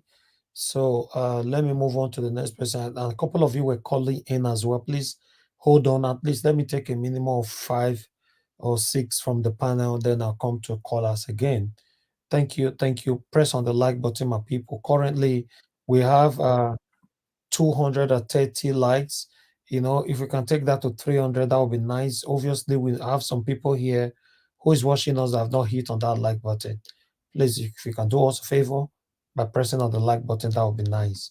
Thank you. God bless you all. Let me come to Mr. Chuks Obiboeze. Mr. Chuks Obiboeze, good evening to you, sir. It's good to have you on the panel today. Please talk to us. Yeah, good evening, Mr. Elvis. Good evening, fellow panelists. Good evening, everybody watching us. Thank you for the opportunity, to speak at this time. It is it's very, very disappointing for as far as Nigerians are concerned. The attitude of our politicians, especially the elders. Like what Obasanjo said. Yes, we all know that democracy is not our thing, and especially the way we practice it, in the sense that the elders use the African way. So and that's why I'm gonna talk about his speech about democracy, that we need to find a way to govern ourselves, because this is not for us. If we have to say it as it is, because that as long as we have the culture of if you're an adult, if you're an elder, nobody should come anywhere near you. If we have that, then there's no need for us talking about democracy, because at the end of the day, you can't speak. Democracy means freedom to speak, because it's all about the people. So if our culture says, because you're an elder, you have to say what is going on, then we need to re-engineer that to fit the purpose we have it. But we cannot, pretend we have democracy. We are disobeying the law. We are disobeying everything because they are elders, and we cannot talk. And I'm using this opportunity to call Obasanjo, if he dearly loved that country, to call all former heads of state, all those criminals that stole with him in the past, from Gowon down to the last person, they should all gather together and find a way to come out of this quagmire, because many of them contributed to this. Many of them, in fact, all of them contributed to this. None of them can come out and hit his chest that I've done the best to strengthen the democracy, or to strengthen the whole idea. So if they know that they have disappointed us, then he needs, in fact, what he should be doing right now, hence, is the mouthpiece that can speak among them. The rest are deaf and dumb. So hence is the mouthpiece. I am advising him to use this opportunity to call upon all those people, because in other nations where things work fine, you cannot separate this. So I am calling upon him to do what? to call his members, because this is why we have elder statesmen. We spend thousands or millions of dollars upon them every year. That's why we do that. So right now, it is opportunity for them to come out, because in other countries, if this happening in America, all past leaders, they will run around, find an idea, call these people, put it on the table for them. It's doable. And that, I think that if we are looking for solutions, that is among the solutions we should be looking at. Then I'm gonna quickly touch on the speech of our principal. That was great, and that's the kind of things we need to hear. I said it before. If he ever goes to these people thinking about merging to get election, we will desert him. I'm sure all Nigerians many Nigerians will desert him, because that's not gonna solve our problem. Because all that we do is bring them out, give them opportunity to get to political party, and then you see them go back to APC or whatever party that is in vogue. That is exactly what they're doing. So I love the way he said it, that if anybody is going there for any election, want to unite or merge for any election, that is personal ambition, and I stand with him. It is correct. So if they want to unite to call, for talks, for ideas on how to rescue the country without attaching anything election, and this can go, this idea can go as far as saying we are not going to participate in any election until that is done. That's the kind of things, ideas and the things we should be thinking and talking about. So I seriously hope that these people who are calling for this, they have this idea and they are ready to make it work. I yield here, Mr. Elvis. Thank you. Thank you, sir. Thank you, Mr. Chuksobiweze. It's good to hear from you today. God bless you, sir. Thank you. Okay, let me move on to the next person, Mr. Felix. I don't know if you're in a conducive environment now. Can you hear me? Hold on, sir. Hold on. Let me pick this call. I'll come back to you. Madam Deborah, thanks for calling in. Good evening to you, madam. Talk to us. Hello, good evening, Mr. Nanja Watch. Good Thank you, evening madam. to everyone. Please talk to us. Thank you. Yeah, thank you for the good work you're doing. It's really sad, some of the things, the articles and some of the videos that you display. My heart goes to the young man that lost his life due to poor governance. It's sad when you see people dying unnecessarily like that, and due to the insecurity issues we have in Nigeria. And this is what happens when there's a lot of poverty and there's poor governance in the country. This will embolden criminalities, and this can only go worse if the situation is not, things does not change in Nigeria. That's why it's sad when you see people actually supporting this bad governance. You don't know when you become the next victim. And some of the people who might think, oh, it doesn't affect me. I don't know this gentleman, but there are still a lot of people in Nigeria today. They feel, oh, it's none of my, I beg, forget Nigeria matter. Let's not carry it on our head. But then you don't know when it will happen to you. And the same thing applies to those people who are silent about what is happening in Lagos. It's sad that the hard-earned money people have used to build their houses, they're just being demolished unnecessarily. There's nobody that will not know that this is politically aggravated. But my surprise is that other people are silent. You see, when evil is happening to another person, and you see some people, not everyone, but the fact that people are not outraged at what is going on to a particular set of people is just what surprises me. If evil is happening to another person and you feel, oh, it's not, or after all, it's the IGBOS, then you don't know when it will happen to you as well. The same thing with the killings in other parts of Nigeria. You see some place people not even showing any concern, as if those people is happening to are not human. Until we begin to show concern about what's happening to our neighbors. You see, in this country, in the UK, if something happened in any part of the UK, you see how everybody would show concern. The government, everyone would be concerned. But that's not the case in Nigeria. Something is happening in a particular place. It's like people are not even talking about it that much. Even in that same Lagos, some people just feel, oh, after all, it's the IGBOS. But then it might still happen to you next time, until we become our brother's keeper and we begin to show concern. When you see evil happening and you keep quiet, you are equally as guilty as that person that is doing it. So it's really sad that all this is happening.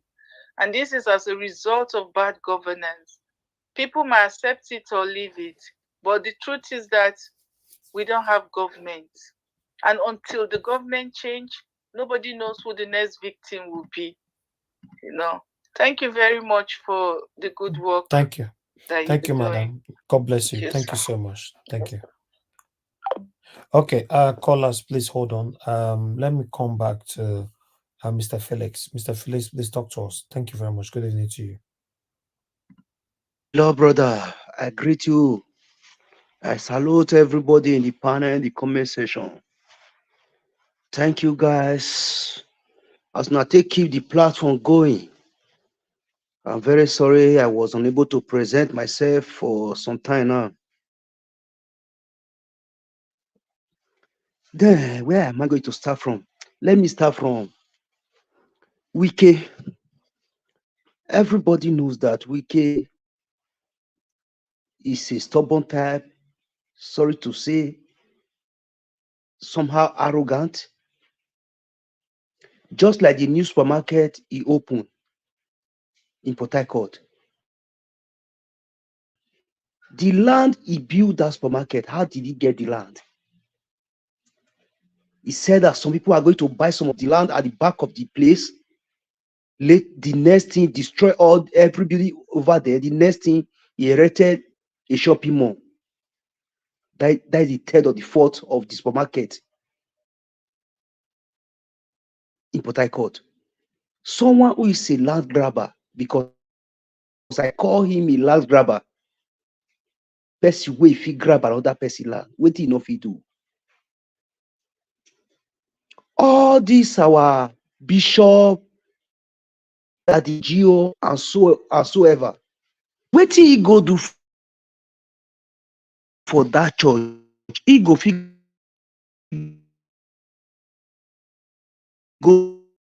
try for mosque. These our politicians see the finish.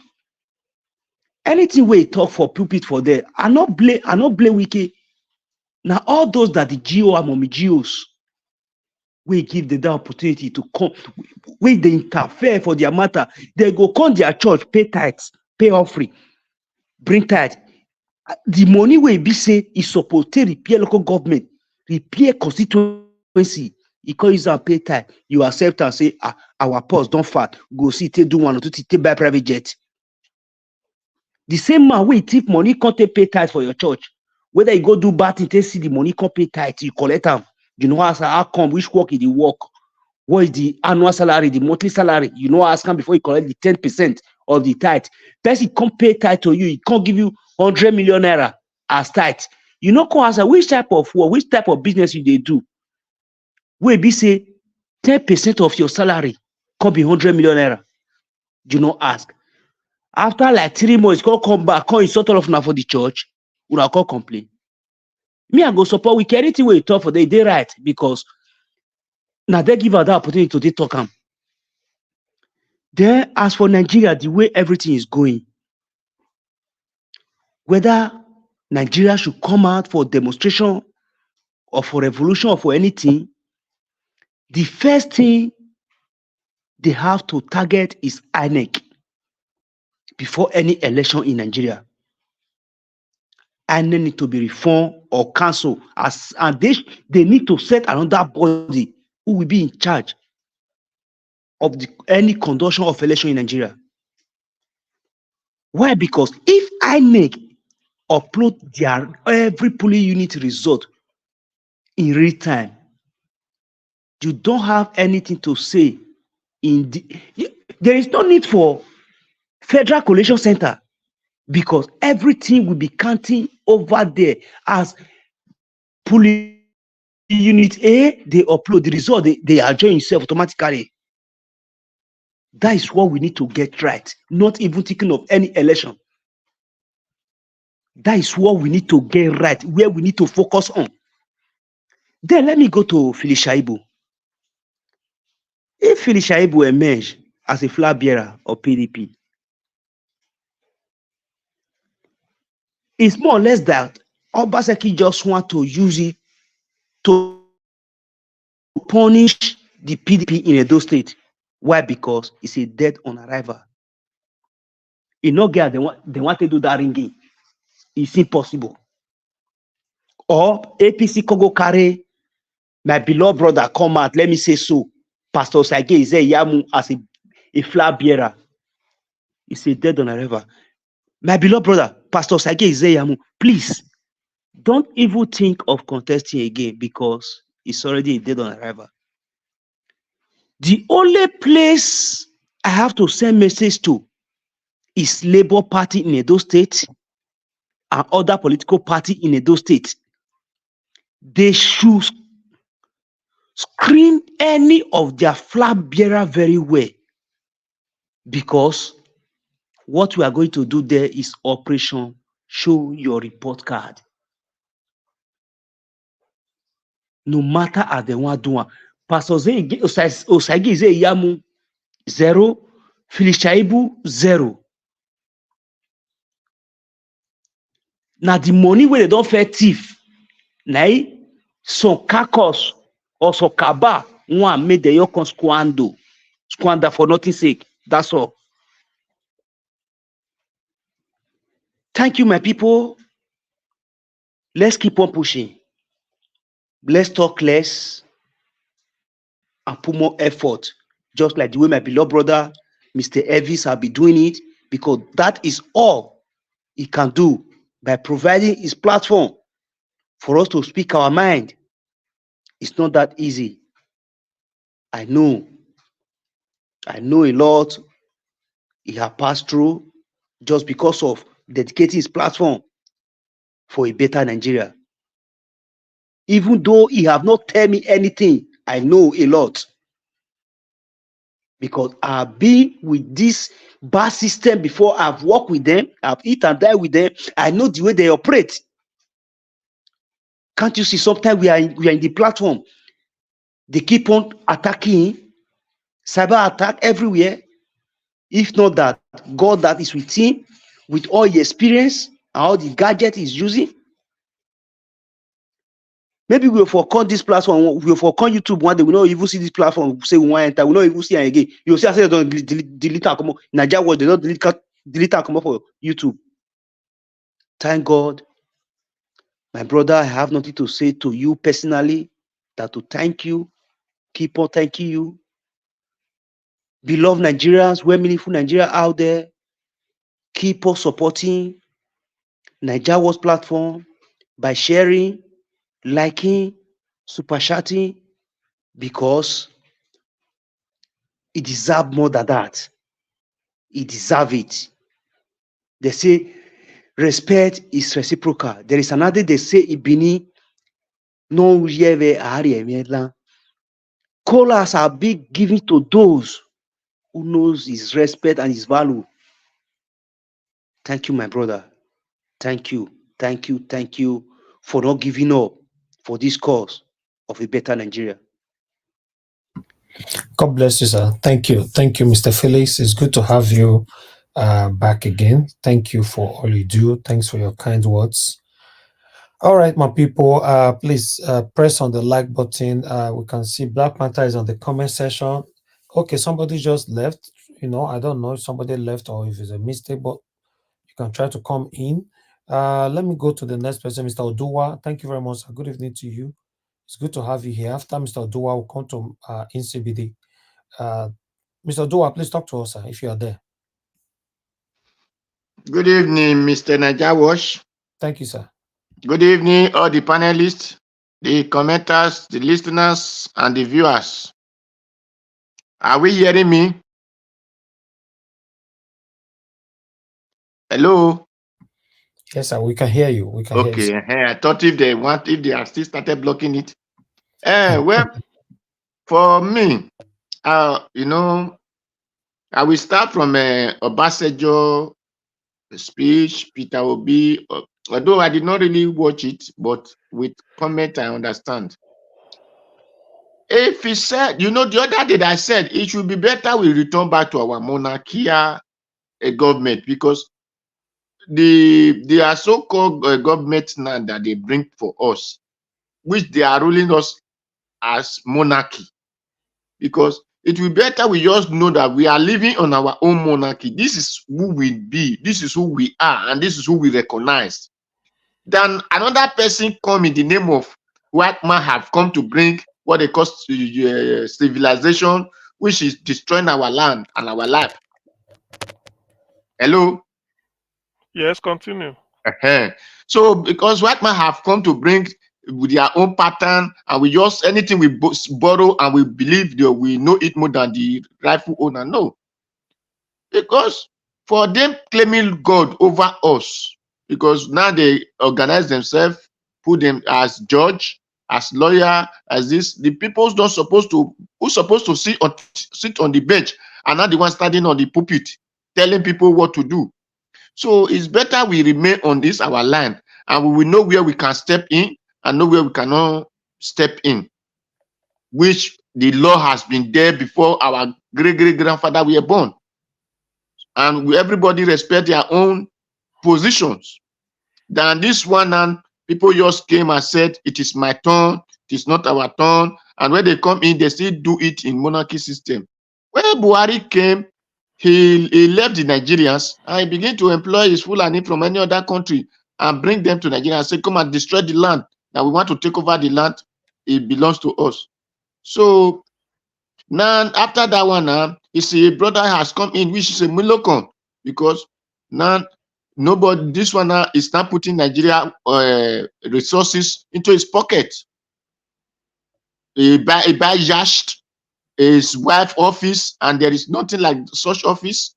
Even if there is even that office, and because the wife said that they don't need Nigeria money, when they were campaigning, they don't need Nigeria money, they have their money. Now we expect Nigerians supposed to be seeing that their money working for Nigerians, but rather it's not putting Nigeria into debt, borrowing money and borrowing money and borrowing money.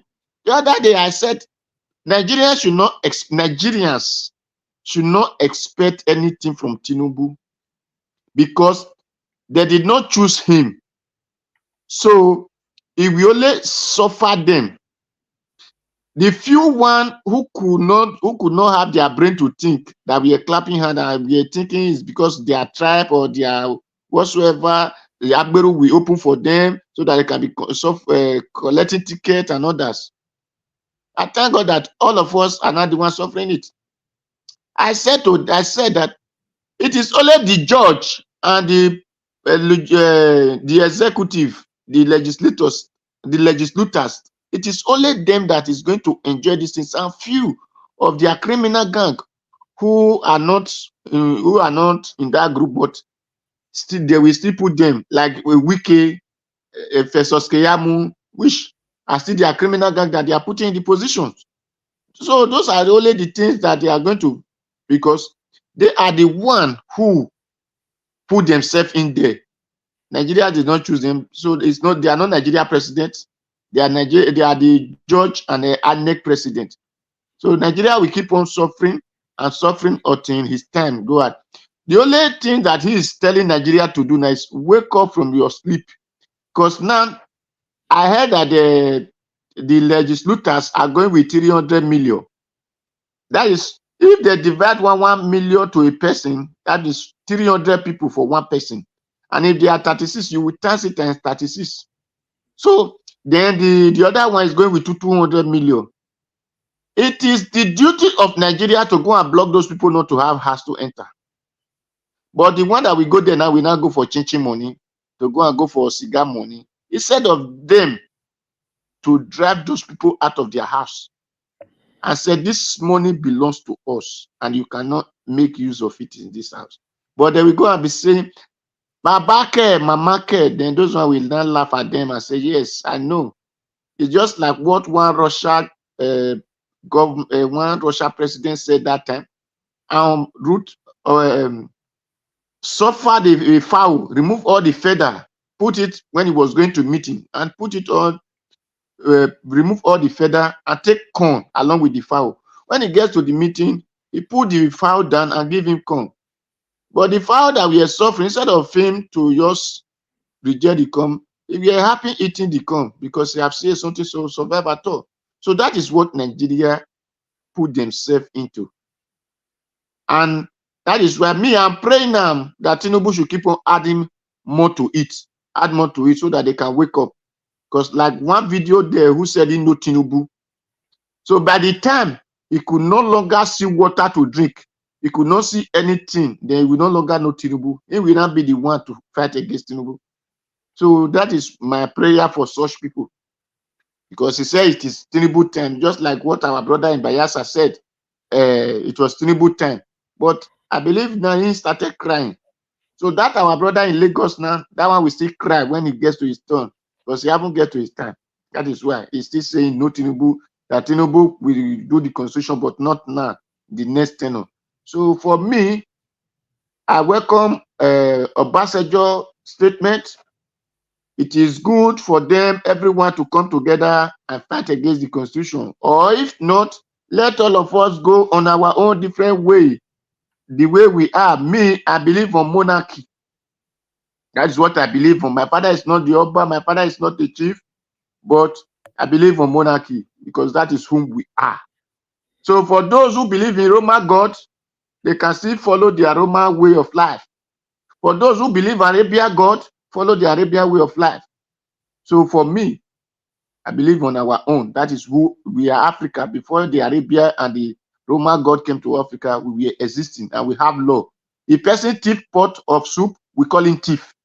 But when the Arabian God and Roman God came, they now call it looting and corruption. So instead of people to know that this person is stealing from us, they give him another name and say it's corrupt. So let us come together and fight the constitutions and change those laws. Those people they call judges, that they are not judges, they are not worthy of the certificate. So people begin to understand. That is what me I know. Then for Shaibu, as you I heard, I did not see watch the video, but if he said the street said, I believe they will have asked him which of the street, because I don't know if it is the street in my area or the street in your area or another person area. So since the street said the president of the street, so we will have asked him the street that he talked with and the street that answer him. So that is for him.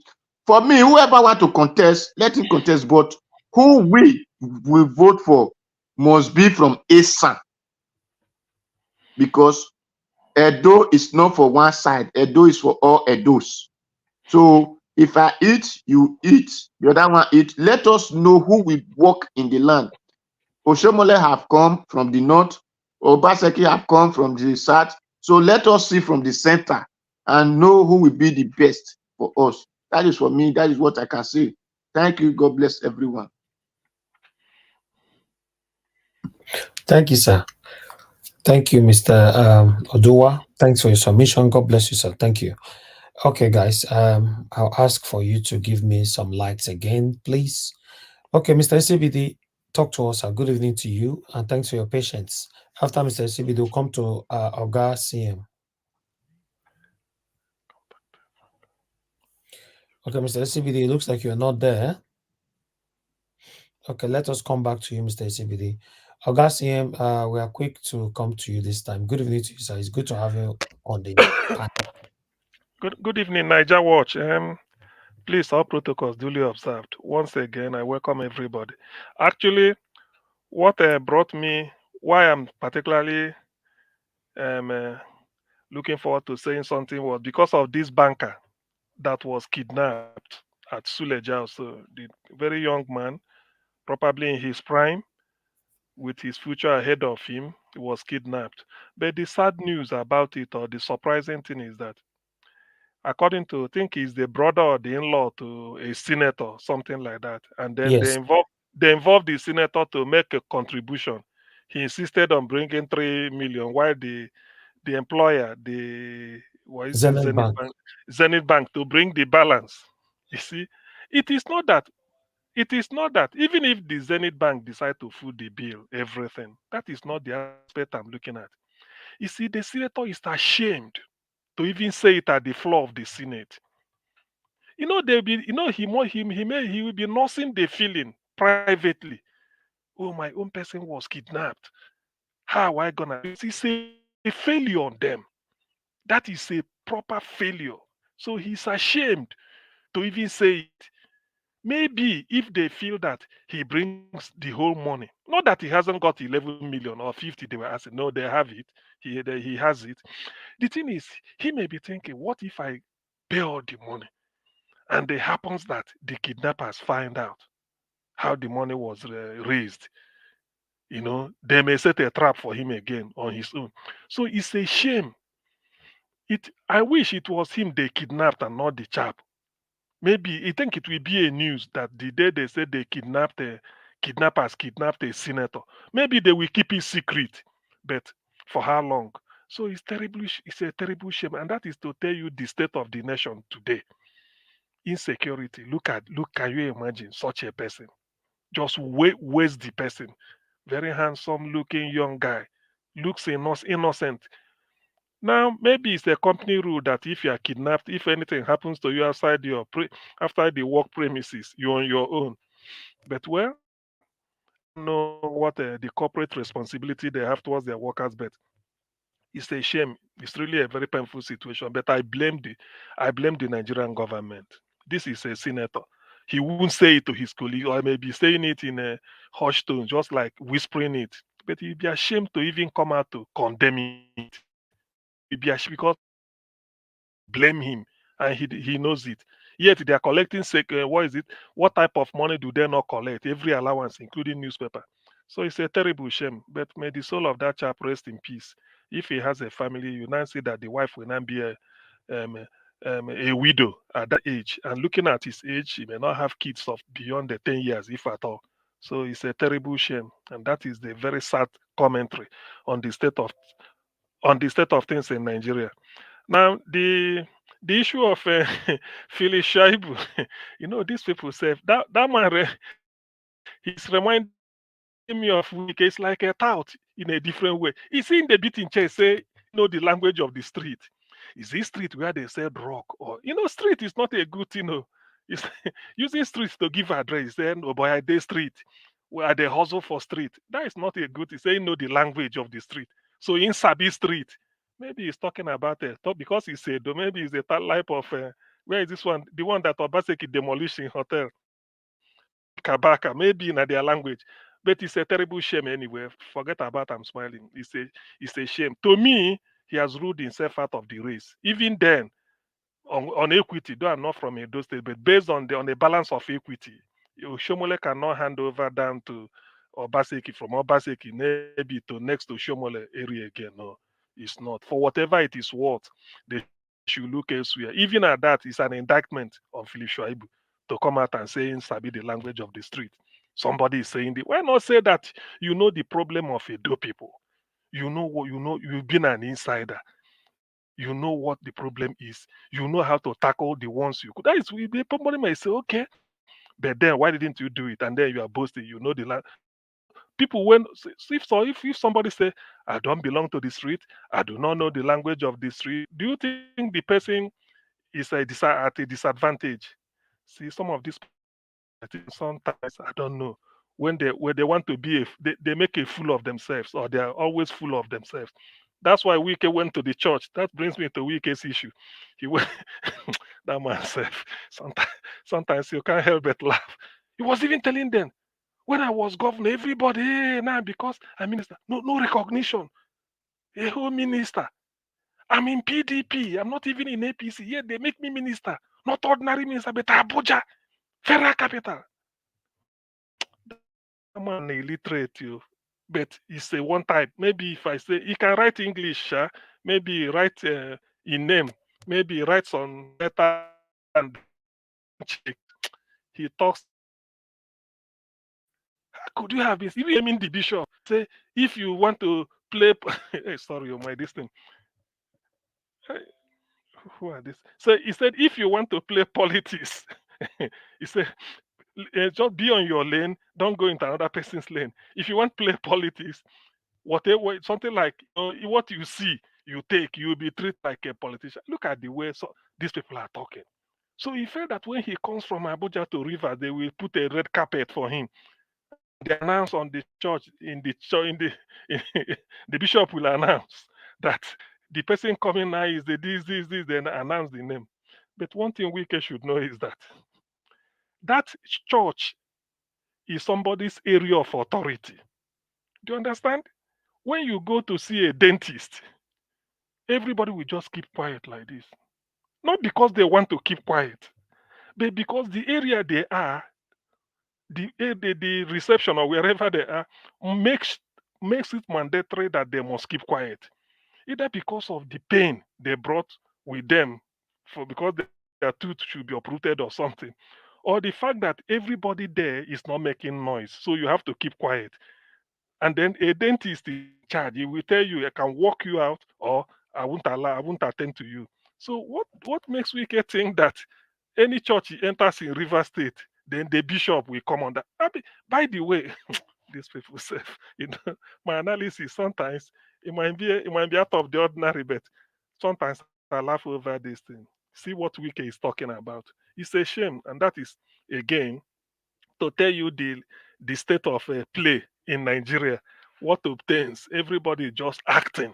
Everybody want to arrogate himself the power. Why should he come down? I'm in PDP. I'm not even in APC. Yet they found me fit to give me a minister, not ordinary minister for Abuja.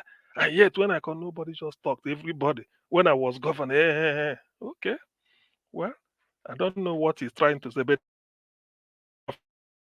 to be able to handle him. Like I had the deputy speaker or the speaker elected while listening to one of his this thing. Now, one thing I want to say here is that I'm not sure whether people come across it, whether it's true. The Minister for Finance, Wale Edu, I read somewhere that he said 98% of Nigeria's money is used to service debt. So because we're on Niger Watch, what this means is that for every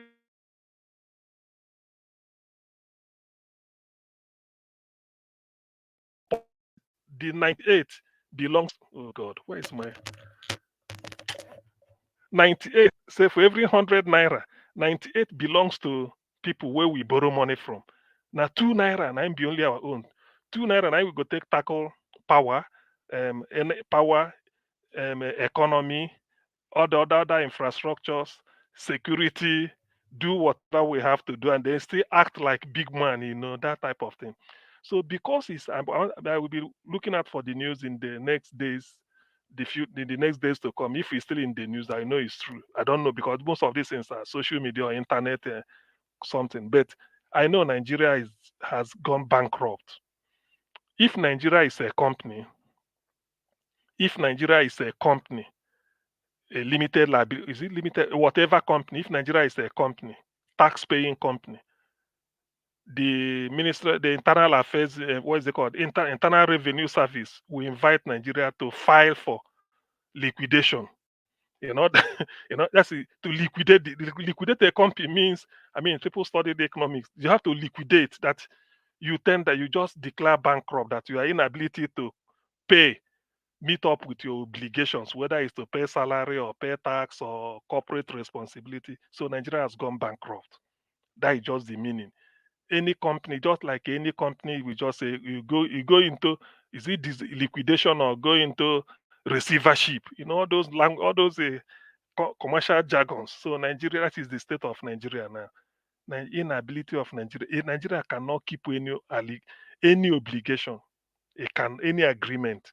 That's why I'm surprised they're still borrowing money and giving to Nigeria. Probably people are targeting our oil gas deposit. And then if there's anything, what else is good about Nigeria? Maybe the Azikiwe Airport at Abuja and then Murtala in Lagos, or take over the seaport in Lagos in attempt to recover their money. So anything is possible. And what that means, because when a company goes bankrupt or a company is liquidated, it means it means anything can happen. Now, because you're on Niger Watch, let me say this. Whether some people will remember it. There used to be a company in Benin they call Planwell. I don't know. They say it's Planwell. They were that people were investing. Planwell was the mature 419 that year. Yeah, I'm coming now. Like, short, because we are talking. Thank God, Nigeria. At least I'm not making it up. So this Planwell is around, I think, Apapava area, because when we pass that time, then go say see Planwell office.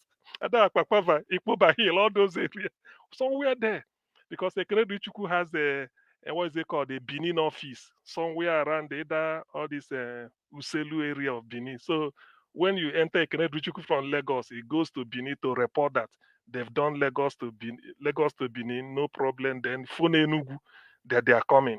I've used it a lot. So that plan where at a time when you come, they want talk nonsense. Trust Benin people. If na laptop you see, if na computer, anything you see, people started cannibalizing the company. Just take anything you like in lieu of your money they're owing. So that is the situation Nigeria is now.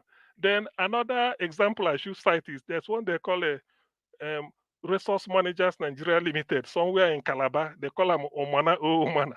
One man was giving interest. I think that time bank may give you 5%. The man may say, come and take 30. You put 200 naira. They tell you this is everybody just they gather money, they pack. Not knowing that the man just warehouse the money behind him, just they take and they go party as they like. They even do anything. So when push come to shove, people has to come up and then say resource managers don't collapse. So that is the situation. Though we are laughing, Nigeria is in a terrible mess. Let me be serious. Nigeria is in a terrible mess. Forget about anybody coming to tell you, oh, now we get street, tribunal we go do. So all those ones are just, camouflage. Nigeria is in a terrible mess. Even those senators sitting at Abuja, without loan, they can't take salary. All these things they are doing is just the money they are borrowing. If you borrow from A, before you go mature, you go and borrow from B to take and keep in case if A comes, you say take this one, the cool body first. If B disturb you, you go to C. So that is just what Nigeria is doing. Nigeria is not doing that. There's no money. Nigeria is bankrupt. The what is it called? The commitment is so much that the resources you are getting in is not enough for you to pay. So whatever they are doing is just a waste of time. And then that's why P2B is saying we are not even behaving like people that are the poverty capital of the world. How can you be borrowing? Even under normal circumstances, let's say we are not even borrowing. How can you go and be buying yachts, buying all these expensive cars? Why should you be doing that? Why? Now that you are even in a mess, that is when you now want to be spending money. This. The example P2B gave was every university in Nigeria gets 10 million naira every month as overhead just to use for maybe stationery. A whole university with 10 million. So P2B said in a year they get to 120 million. 5 universities, federal, may get 600 million. Convert that million naira to dollar. It gives you around not 55, is it 50,000, either $50,000 or 500, I don't know, something like that. He said that is the amount they are going to spend at United Nations to host something just on a jamboree. So it's terrible. People should be better wise up. If Nigerians are not pushed to the wall, if they feel that they are not on the wall, I wonder when they will be, because the economic situation is so terrible. In fact, you have to even feel it in the air. As you touch the air, you can feel the hardship. It's everywhere. Now let me also say this. Obasanjo and his call for democracy. You see, the thing about Obasanjo is that I find it difficult to believe whatever the man says, because Obasanjo had the time, he had the resources, the opportunity to put Nigeria where it should be. But because of his type of person, very vindictive, He's interested in who to punish, who to do this, and yet he's corrupt himself. And then wasted the opportunity during his own time. So when he comes out now to start talking, something should be done this way or done that way, people will always remember third time. If you want to go to the author of equity, you go with clean hands. But Obasanjo is not clean. So he has a lot of things to answer for. Though we are in Nigeria, nobody will remember that. But to me, whatever he says has no moral force behind it. He may say something that is democratically tenable, but the fact that when he says people will look at him and say, now wow, what type of man is this? How can this criminal be preaching righteousness for us? So that is where it ends. Now, the houses being demolished in Lagos. I know sometimes if your house is not demolished, you may think that theirs are being demolished. Either it is their fault or maybe you can't feel the pain. Today, I received a call from some of my people in Lagos. They say house is being built in 1990. When was the governor of Lagos State, Buba Marwa, was it not 96, 97 or around that time? That was when some of the houses, the person that called me today, they were built. Three around the area they call Bokno, if you know Iriakali Estate of Isolo. Somewhere around there, he said they're going to demolish three houses, three different upstate buildings. So he said they're going to demolish. I said, why? He said they've been paying tenement rate to Lagos state government. Tenement rate is like council tax. In other words, the property owner must pay it every year to the government. He said he's been paying tenement rates since then, over 30 years. Yes, should be over 20 years now. Yet they want to demolish it. He say because it's on water or this or that. But we've been collecting money from it. You've been collecting tax and rent and leaving them, giving them even up to date receipt or up to date documentation. Every year, he goes to Alausa, the Ministry of Lands, to either renew some of the documents they sent him or every 5 years, and he's been having it. Everything is intact. Now they they are demolishing houses like that. It's unfortunate because when this type of thing is happening, I find it difficult to go tribal on this type of issue. But when you look at it, it doesn't bode well. How did it? Is it now because a career criminal is in charge?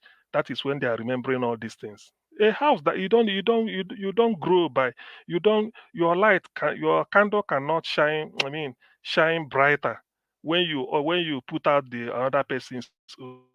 It's a moral saying. I shouldn't be. I'm not don't know. And then you are not paying compensation. And they've been paying you tenement rate. You've been collecting tax. Just like El Capone was saying, you can't collect a legal tax from an illegal business. If you feel that the time they built it is not everything, you should have told them, no, we're not taking anything. Go and demolish it, or we demolish it by ourselves. But now you are taking tax from them since over that is 1997, 2007, 2017. It's over 20 years. Since then, you've been taking money from them. Yet, in the end, you want to go and demolish it just because of political expediency. You just want to teach Ndibo a lesson. It's terrible, but we never know how this thing will end because sometimes when you want to start a madness,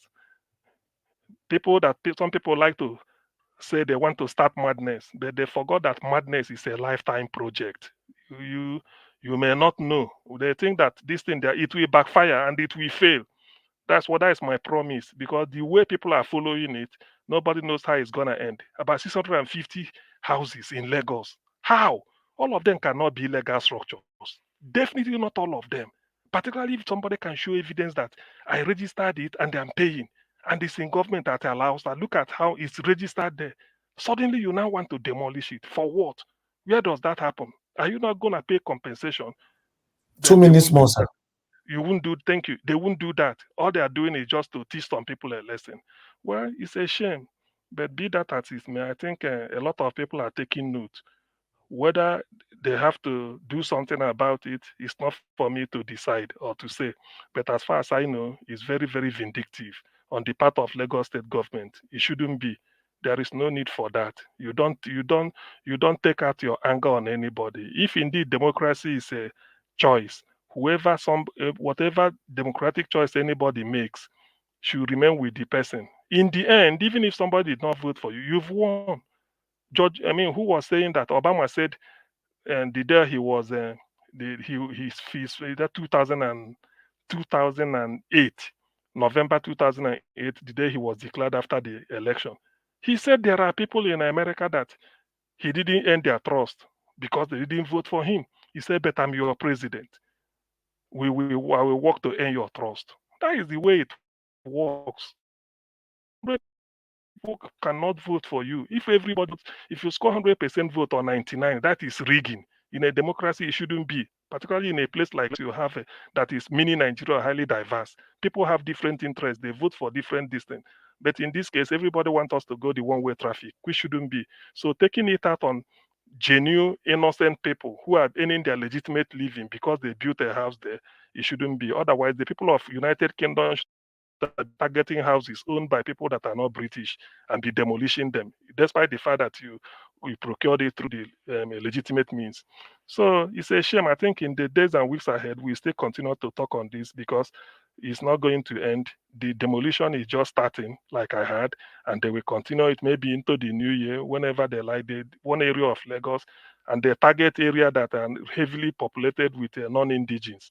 So I don't know. It's a shame, but when Niger Watch, let's just wait and see. Thank you very much. Bye-bye. Thank you, Augustine. Thank you so much. Yes, it's a big shame. It's a very, very big shame with what is happening in Nigeria. I'm not hoping for any changes anytime soon, to be honest. But I'm just doing my part. I'm not hoping for anything to happen today, tomorrow. With the way things are going, it looks like there are more suffering ahead. It's true. In Yes, Nigeria. it is. It is. You see, this news about the finance minister, sorry, maybe try and find out whether it's true. Wale do so such. He said 98%. Minister of Finance, somebody who should know the wealth of Nigeria by. He said 98% is used to service debt. So for every 100 naira, only 2 naira Nigeria can say is in our pocket. 98 belongs to AB people. Where, gosh, People what sort of country is that? that lend us money, yeah. Yeah, is the thing with interest. How can it Ladies work? and gentlemen, in case some of you are not aware what the service means, the service debt is not means you are paying the debt off. It's just the interest. Interest. Yes. It's true. It's the interest. So, Jesus Christ is the interest. So well, maybe now your so picking. not Go inherit that that one. the government have started. If for example, the 98% was to be paying off the debt, for me, I won't complain. At least we are getting somewhere. We have already started paying the debt. But that 98% is for the servicing of the debt, is the interest, is so to even start paying that debt, we need a good leader, It's a true. good leader that That will is it. cut the cost of governance, Governance. that will make sure that every loopholes for corruption is all locked. That is Yes, it. that's the only way. If not, we're in big trouble. Hey, Jesus, Thank it's really Nigeria and a Mr. funny country, Jerry. Mr. CBD, if you are there, sir, please talk to us. So Mr. CBD looks like he does sleep because this is the second time we don't call her now.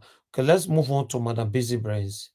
Madam Busy Brains, thank you very much, man, for joining us again. And thank you once again for the other day. God bless you. Please talk to us.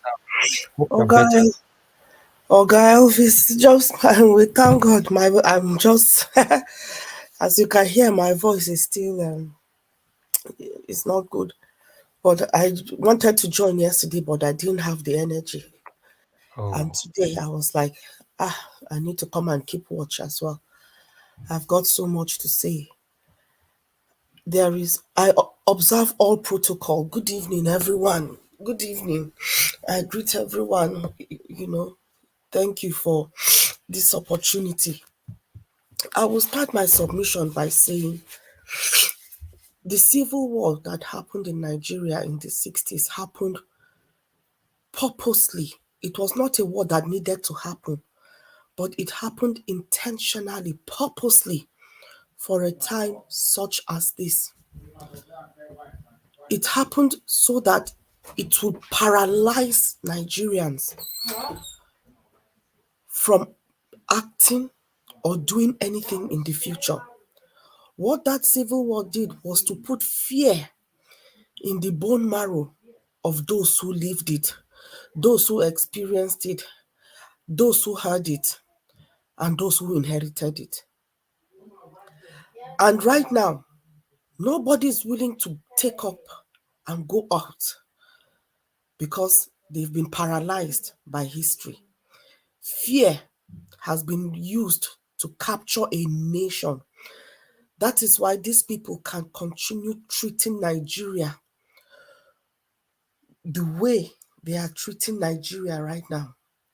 The policies they have put forward, the blatant stealing that they have carried out, the blatant corruption.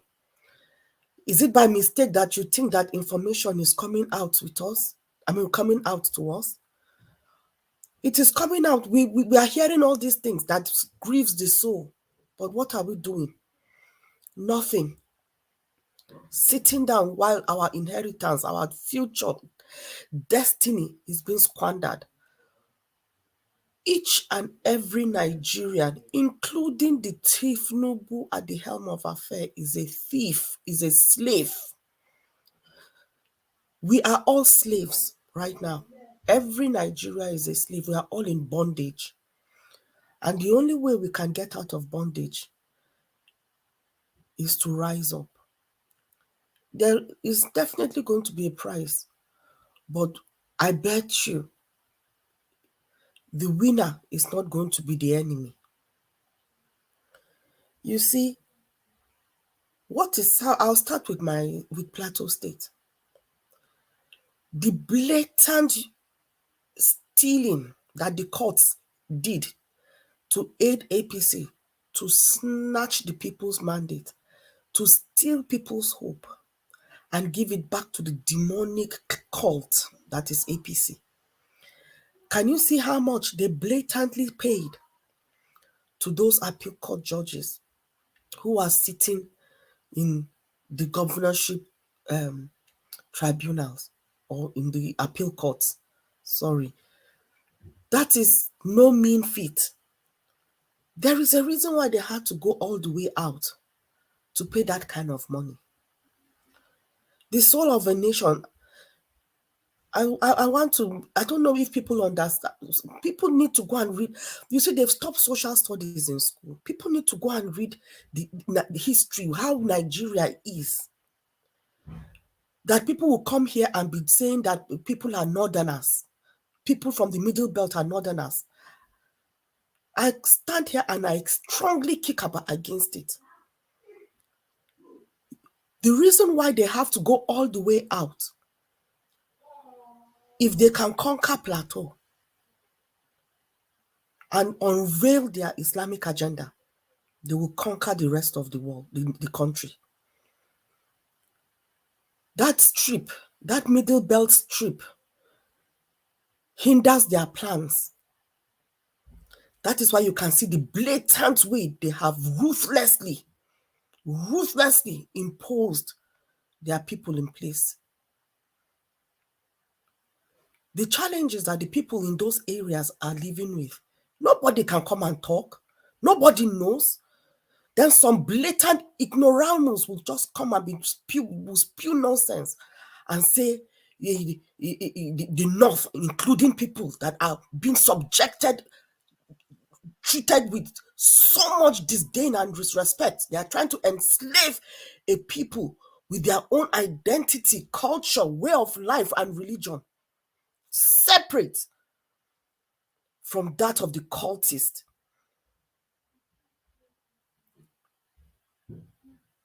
APC is doing the worst thing imaginable because they know that nobody will react. We've heard of how many millions they are giving themselves to buy car, to buy furniture, to go for Christmas, to go for holiday. We've heard of the prayers that they've been giving themselves in their bank account, but nobody is doing anything because we've been gripped with fear. We've been paralyzed with fear. Everybody is sitting down, watching when they are. Is a case of a man. What kind of a man are you? You are sitting down watching them. They are raping your wife. You don't stand up and fight. You are sacrificing your wife for your own personal interest. That is the nation.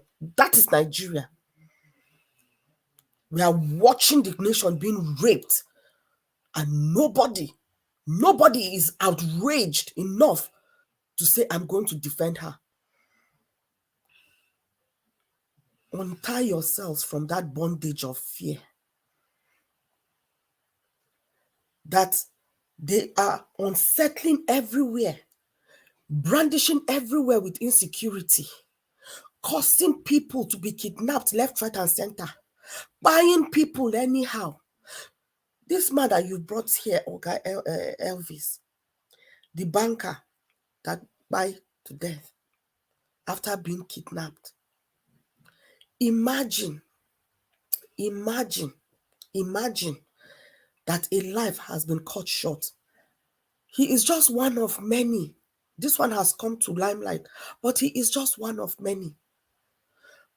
Can you imagine the trauma, even if for all those that have been kidnapped and eventually released? Do you know the trauma that they are living with? Do you know what they have experienced while under bondage, while under being captive? And yet, with all the carnage, the insecurity, people cannot go on farms, cannot go to their farm. People cannot do anything for fear that you go to your farm, you will not come back. There is no guarantee. That is the life of people in the Middle Belt, in Plateau that I know, for example. And yet, people are sitting down, gripped, not rising up, not making any effort to snatch back their country, to take back their life. It is your life that is being toyed with. That is why a useless man, a useless wicked can come out and disrespect the church. Woe unto those pastors, all those so-called men of the devil that have sat in that church and allowed this man to make a mockery. Well, I don't think it is my God that he went to that he made a mockery of. Only God knows the God that these people are serving. That he went to church. Let's even assume that it is the God Almighty that these pastors are serving. A non-entity, just because he happened to steal his way and snatch, buy, and put himself in power. Then you sit down and allow him to denigrate your faith in the house of the person that you call your God. He brought his pride into church. And you people sat down there. Why could nobody stand up and tell him, shut up, this is the house of God? There is no respecter of man in the house of God. That you are a minister, you are before God now here. When we go out of this church, then when we see you, we will dobale. Woe unto them. They only serve God of money because they are thinking the man is going to give them tithe. You see, what this Werewike has done, there was the other time he was talking about how some of the journalists are fasting because they have, he's, in other words, let me paraphrase, he's punishing them because they've not, how did he even put it? Basically saying things like, the journalists that are not doing well, they don't give them envelope, they don't do anything for them. So basically, they are bringing that mentality into the church. Any pastor that does not conform will not get tithes. Woe unto that church. I don't know which church that is. And that the stupid congregation were clapping when he said he's not a minister. He's not like any of those small ministers. He's minister of Abuja. Woe unto them. The fools that your destiny this man has stolen are there clapping, massaging his rotten ego. May God have mercy on them. Because one person should have just stood up with courage and shut him down. Nobody in that whole congregation had that mind frame. It tells you that Nigeria is rotten. The cancer of evil that has gone deep into the nation is deep. It's really deep. All these so-called men of armed robbery, if you ask me, they are men of armed robbery, not men of God. Where is the Paul of the biblical times? Who are the Paul of the biblical times that will go out and say repent? That they come into the church and they make a mockery of your God and you stand there. Why are people not running away from the faith? Why are people not saying that after all there is no God? Woe unto these people. The Bible has said it. Better that they go tie their neck with a stone and throw themselves in the sea than to make God's people sin. You see, the demolition of the properties in Lagos. The first time you brought this presentation on the panel a couple of months ago, it was really, really painful. Really, really painful. Very painful to watch, very painful to hear. For all those people who are not, all those APCs, all those that have seen no wrong that this man has done, for all those who are standing on the fence, just imagine your home, your house, even if you are renting, everything you own, your possession is in there. Except if you have landed properties and other properties elsewhere. But with these people, I don't really think, maybe they might have it, but that is their life. That is your home is part of you. That is their investment of millions and millions of naira. They did not build that place in the night. That then people woke up in the morning and saw it. There was a process to it. And the government is coming straight down to punish them. Not to punish the process that allowed them to be able to get that house, to build those houses. Tell me, is Sanwo-Olu not the child of the devil? Even the devil knows that there is a God and he's afraid. That is why he does not go on his own to cause people to do evil. He can only suggest, he can only tempt you, but he will not carry out the act. So when anybody come and say the devil made them do it, they are liars. They are the devil themselves. They are the devil themselves.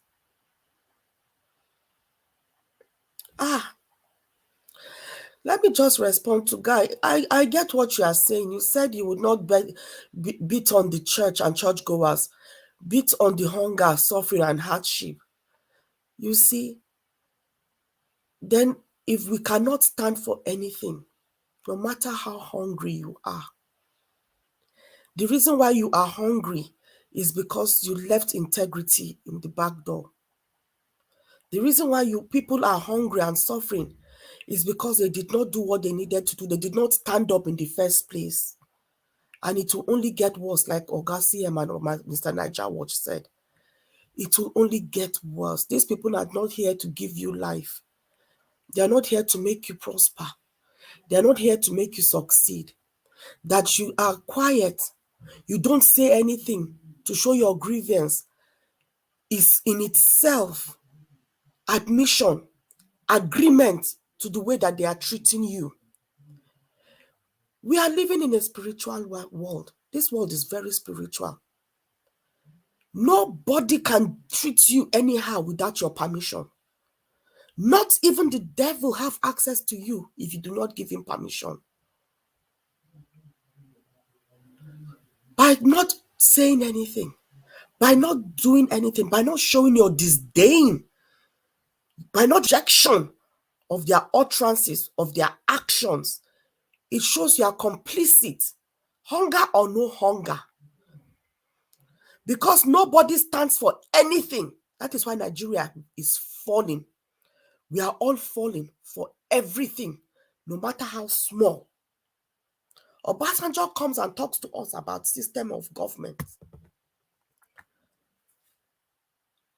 You see, I think somebody, I don't know who was I think it was Odua, or I'm not sure who it was that said, let us just go back to the feudal system. Because the feudal system is what is happening now, where you have a person in power and the person transfers the power to his own lineage. We are seeing it now. Governors are putting in their godsons. Judges are putting in their children in as judges. Eh? They are all inserting themselves in position of power, putting their family in position of power. What is democratic about that? It is meant to be for the people to choose. There is nothing democratic about what is going on in Nigeria right now. And I don't think that these people will give us that room, that opportunity to determine the kind of government we want to have. It's just talk. Obasanjo and co just went to burn their saliva. They burnt their petrol to get to the destination or to the venue and burnt their saliva to speak. What is the point of speaking when nothing will be done? What is the point of speaking when we know those who have hijacked power will not give the opportunity for the system to be reviewed? If democracy is not working for you, we change it. At this point, I desperately need I am all for a military intervention. I don't think we have suffered blatantly under any military rule. I don't think we have suffered that way. I don't think so. Let the military come in. These people do not have a conscience. At least there was some form of conscience that was demonstrated. They did not go outright to award themselves. How many million when people are suffering? Woe unto everybody whose hand has contributed to where Nigeria is. And that is all of us. Woe unto all of us, because we have folded our hands and watched impunity happen. We have folded our hands and allowed Tinubu and his cacophony of unsavory ideas to take control over our country, over our lives. Yesterday, Oga you were showing people who were buying the suicidal rate around the world has gone up. I think Oga CM said something about that the rate might most likely be from Japan, who are who sometimes buy for to preserve their honor. I don't think Japanese will be. A lot of them have integrity, so they won't be buying like that. It will be a few of them that will be buying. It is not by coincidence that the world and is going through. There's a conspiracy. events have conspired worldwide, globally, to get us to where we are. People buying, it's not just in Nigeria. Even where we are in the diaspora, we are hearing people buying. And that figure that you gave, Oga Elvis, about 700 million, is that what you said? Or is it 7 million? I can't remember now. Which video? Yesterday you said about people that are buying.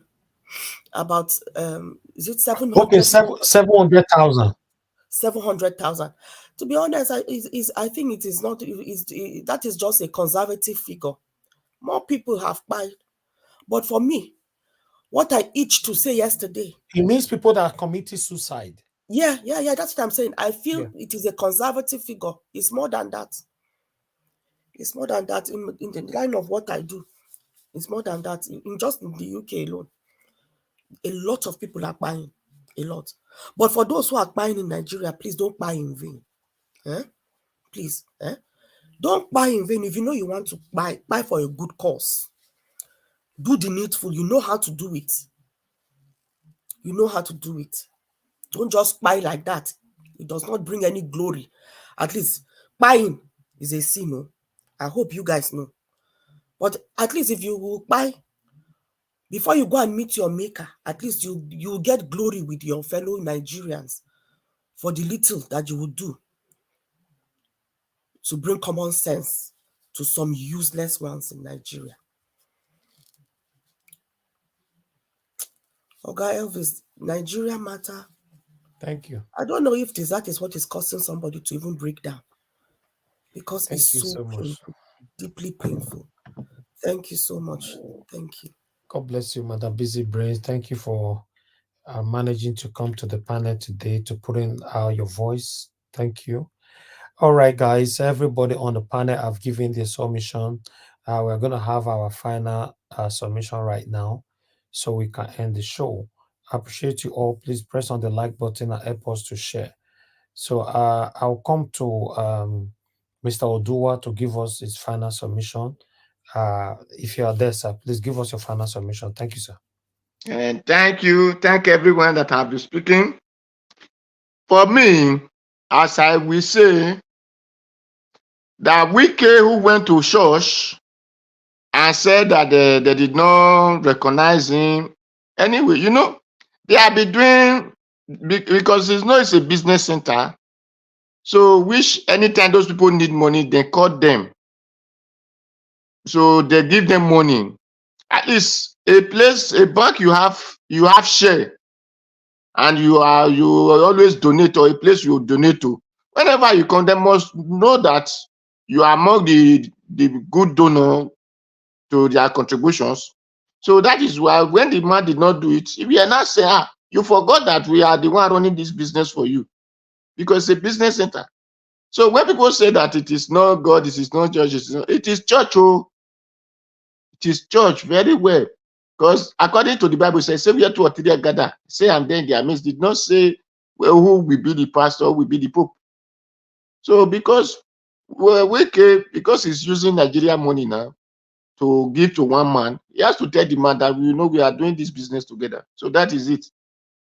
And it's good they keep on disgracing themselves like that, so that the followers who thinking they are giving their money to God will know they are giving their money to one man who is doing his own business. And that is for Wike side. So for me, I still have advice for Nigerians. They should come out and hold legislators responsible for their failure of the land, because we need good road. Instead of them to give us road, they are using the money to buy SUV. Instead of them to give us good road, lights, and others, they are giving themselves 300 million and 200 million for their only family. So, but for those who are still sleeping, I urge them to wake up. Those who said they want to go out of Nigeria, they want to go to another country, I will advise them to go to a country that spirit is living on, not human being that build it. So if there is no country that human being, the spirit build, that it is human being, so Nigerians should build their country. For those who are putting them into perpetual poverty. Hold them accountable, hold them responsible. Because Tinubu is borrowing money. Tinubu is borrowing money. We did not see the place that he's borrowing the money for. He's borrowing it for the legislators and for himself and for his wife. So they should not borrow money that our great-great-grandchildren are not able to pay in our own time. It's not good. Those are those who do ritual. So they have used our great-grandchildren to do ritual. It is better we begin to hold them accountable now. So that is what advice I will have.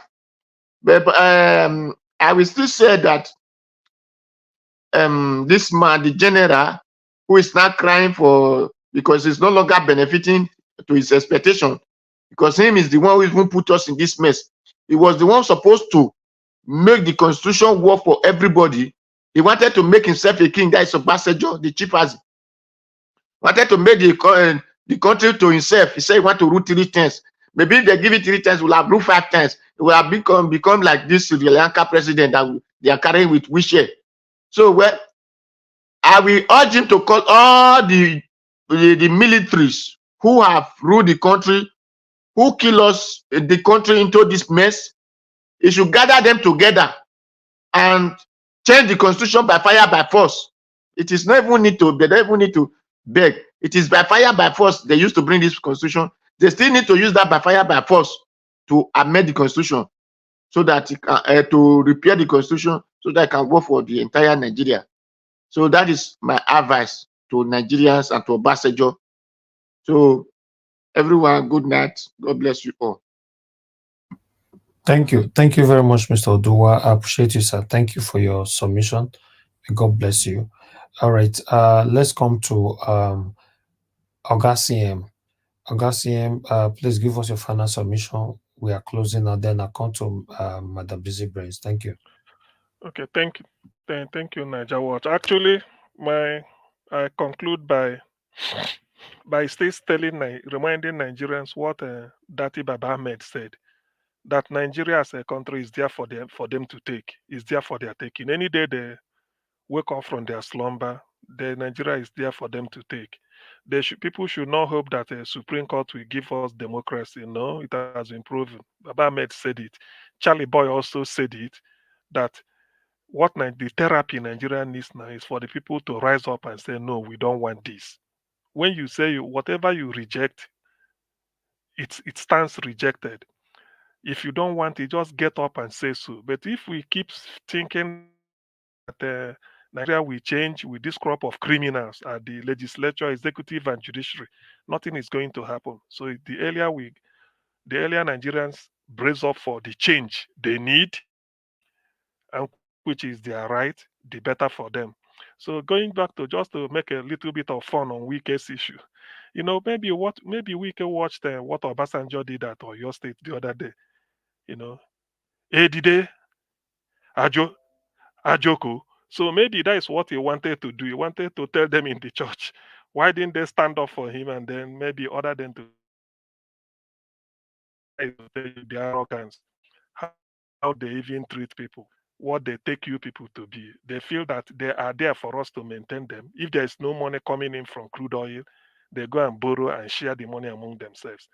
Then they leave you with nothing. So it's not left for people to wise up, get up, and say, look, enough is enough. Do what other countries are doing. We know the solution. Why can't we take it up? Thank you and good night. So Nigeria, I think the next person is Madam Busy Brain. Madam Busy Brain. Madam Busy Brain, if you're there, man, please give us your final submission. Sorry. Thank you so much. Oh, okay.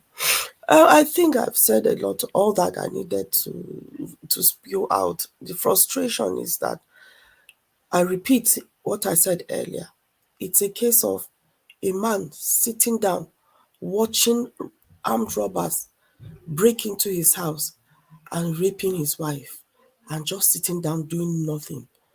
No outrage, but fear. It is a shame, a shame. Nigerians, go sit down and think about that. Sit down and think about that.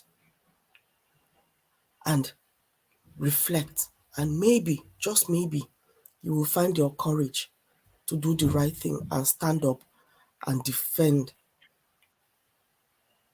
your country. Thank you. Thank you. I'm done with Thank my you. submission. Thank you. Thank you, Mother Busy Brace. May God bless you. I appreciate every one of you. We've come to the end of this broadcast. It's been a long day. I appreciate every one of you that came to the panel today. May God bless you all. I've CM, thank you very much. Mr. Dua, thank you. Mother Busy Brace, thank you. Mr. Alex, thank you very much. Thank you. Give us a mandate. My brother, I appreciate you. Mr. Felix, thank you. Thank you, Mr. ACBD. Unfortunately, you could not give your submission. We called you several times. Thank you very much for coming in, Mr. Chuks Obibweze. Thank you very much. And many others that came in that I could not remember. Those of you that called into the show today, may God bless you all as well. I appreciate you all. Thank you very much for those of you that joined the panel and joined the comment session. And for those of you that supported the us financially, Mr. Ferdinand, I want to be. Thank you very much for the financial support at the beginning of the broadcast. May God bless you. I appreciate every one of you right there. Thank you, thank you, thank you. We've come to the end of this broadcast. I'd like to appreciate Mother of all Mommy Diaspora. Thank you very much, Mommy, for all you do for us. Guy Wanlele, can see you. Thank you very much, Mother Stella. Emma Sevedo, thank you very much. Constant, thank you. Peggy Modi, thank you, my people. I appreciate you all. Tony Africa, thank you very much. I appreciate you all, my people. Emmett77, thank you. 778, thank you very much. Patricia Nofe, my dear sister, thank you so much. Jolly Funny, Daily Funny Clips, thank you very much. And many, many, many others right there. Appreciate every one of you. Please, before you leave, endeavor to press on the like button and help us to copy the link and share in another platform where you belong. And for those of you that are going to be playing back our video, please endeavor to subscribe to IGBOS Media and also hit the notification bell to be notified whenever we are here so that we can interact together throughout the broadcast. Please endeavor to make use of the super thanks. Press on the super thanks if you like what we're doing here. Press on the join button to join our membership program and share our videos and like our videos. And people, we've come to the end of this broadcast. Please help us to share and like. Now God bless you. I'll see you guys tomorrow by the special grace of God by 6 p.m. We'll be here together again. Take care and good night, everyone. Bye, sir. I know they do competition with anybody. If I offend you, forgive me. Show me love, go there, biza. Kama bara wa lo ninu ife kan akanbi. I know they do competition with anybody.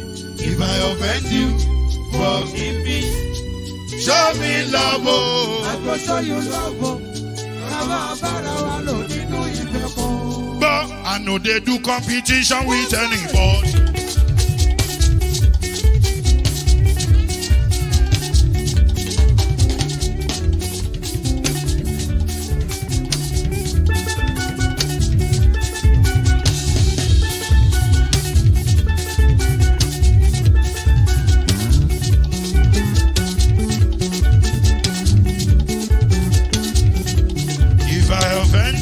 Forgive me, show me love, I go show you love. Kama bara wa lo nínú ìfẹ́ kan. I know they do competition with anybody. If I offend you, forgive me. Show me love, I go show you love. Kama bara wa lo nínú ìfẹ́ kan.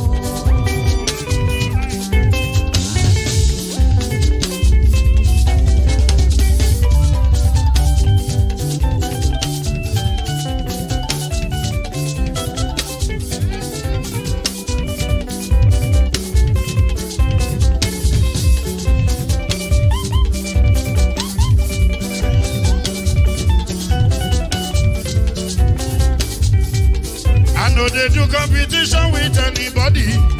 If I offend you, forgive me. Tó bá ti sanwó fún Ṣẹ́gun Nàbí o, ẹ fẹ́ jókù. Alákọ̀bí Ṣẹ́gun Nàbí. Alakobi. Mr. Pamela. Anybody? Anybody? Any bobo. Anybody?